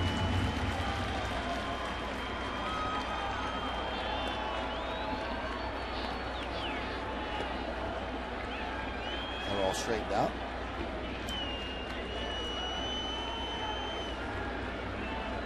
A little different pitcher now. Matt Capps is a guy, hard thrower with the Pirates. Velocity's down the last couple years.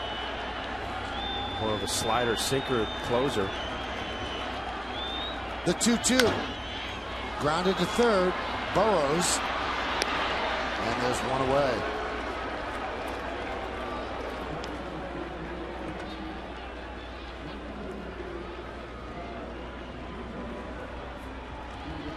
Now to the top of the lineup, and Derek Jeter. Derek 2 for 4 tonight.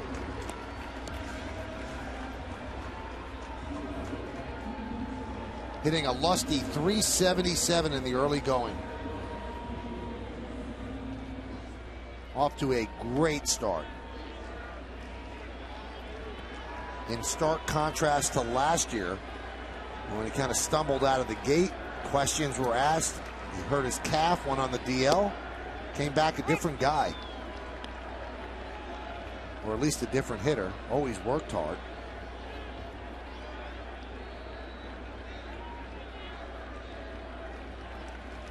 The 0-1. 0-2.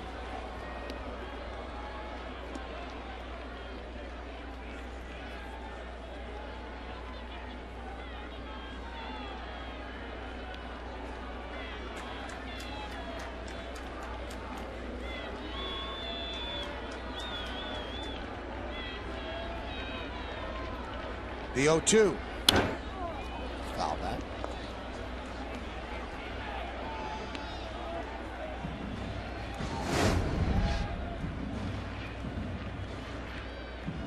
A little fist bump from a buddy. This was earlier in the game. What a throw for that kid. Talking to the Yankee center field, having a running dialogue throughout the game.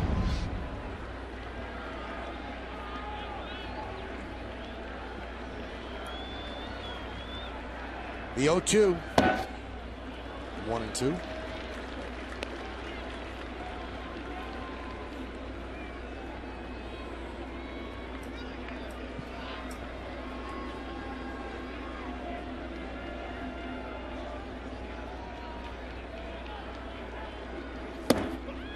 Two and two. Yankees need a base runner. That'll bring the tying run to the plate.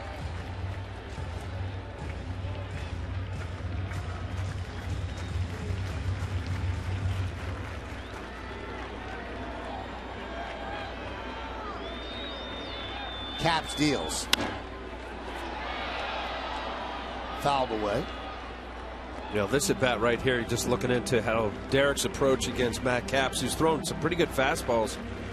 How late Derek Jeter waits on the baseball, and it's because of his ability to drive the ball the right side, which makes him less susceptible to be out in front of off-speed pitches. He just looks very comfortable in the box.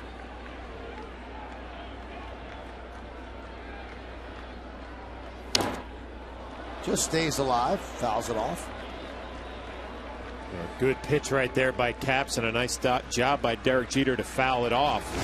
With a 2-run lead, I expected Capps to come with another fastball. Looks like a little slider cutter down and away. Inside, trying to nip the inside corner.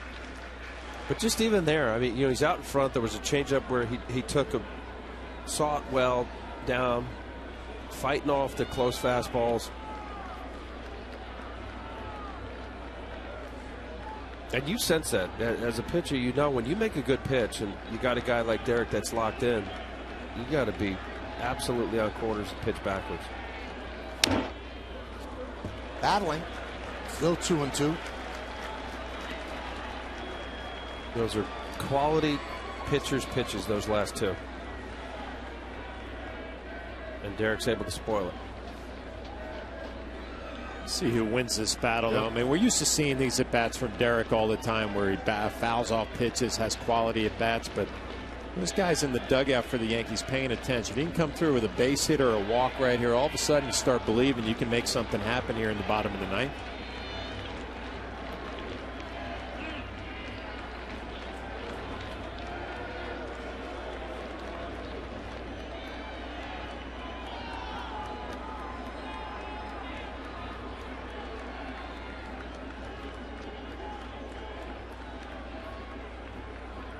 And the 2-2. All right, he's worked it full.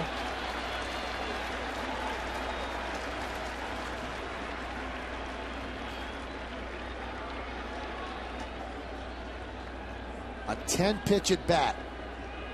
It will be the 10th pitch coming up.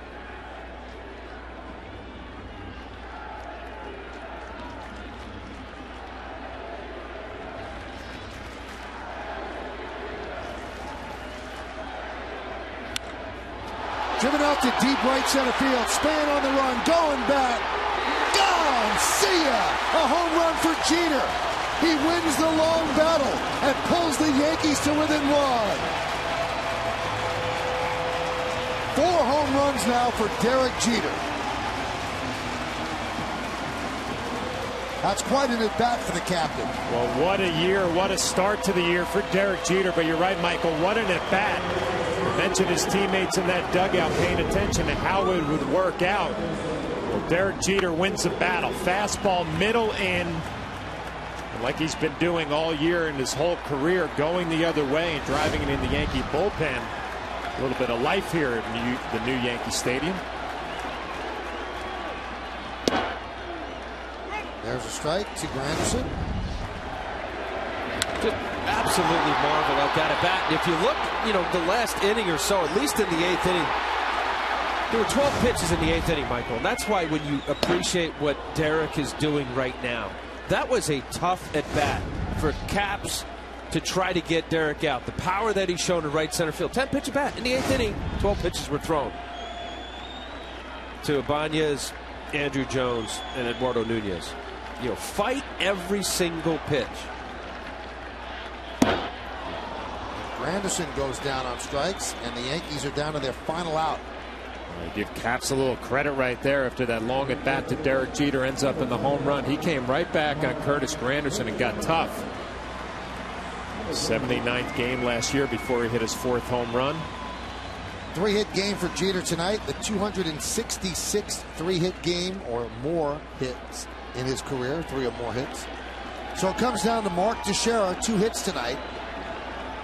Teixeira against Caps. Yankees down by 1.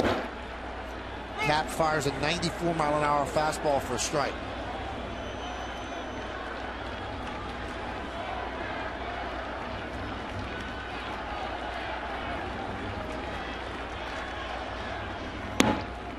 Count 1-1. Robinson Cano is on deck.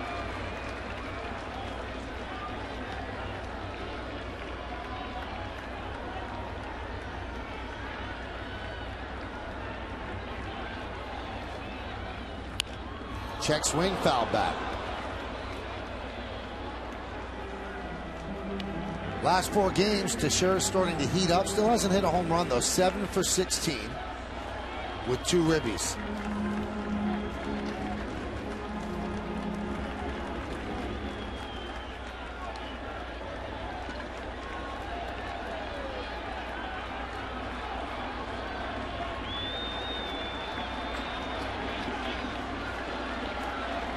One ball, 2 strikes. The pitch misses outside. That's the pitch that Matt Capps has shown that he's thrown very effective to the left-handers. Actually, all these right-handed pitchers from the Minnesota Twins this series. Change up, down and away. See if he doubles up. High fly ball. Didn't get it.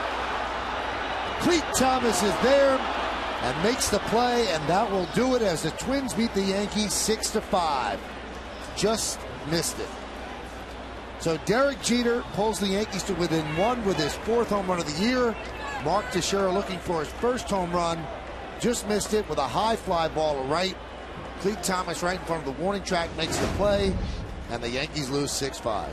Well, you said it, Michael. Just in enough to where Teixeira couldn't get his hands in enough to where he got the barrel of the bat on the ball, got underneath it. Matt Capps in the height of it, and it just wasn't enough for the Yankees.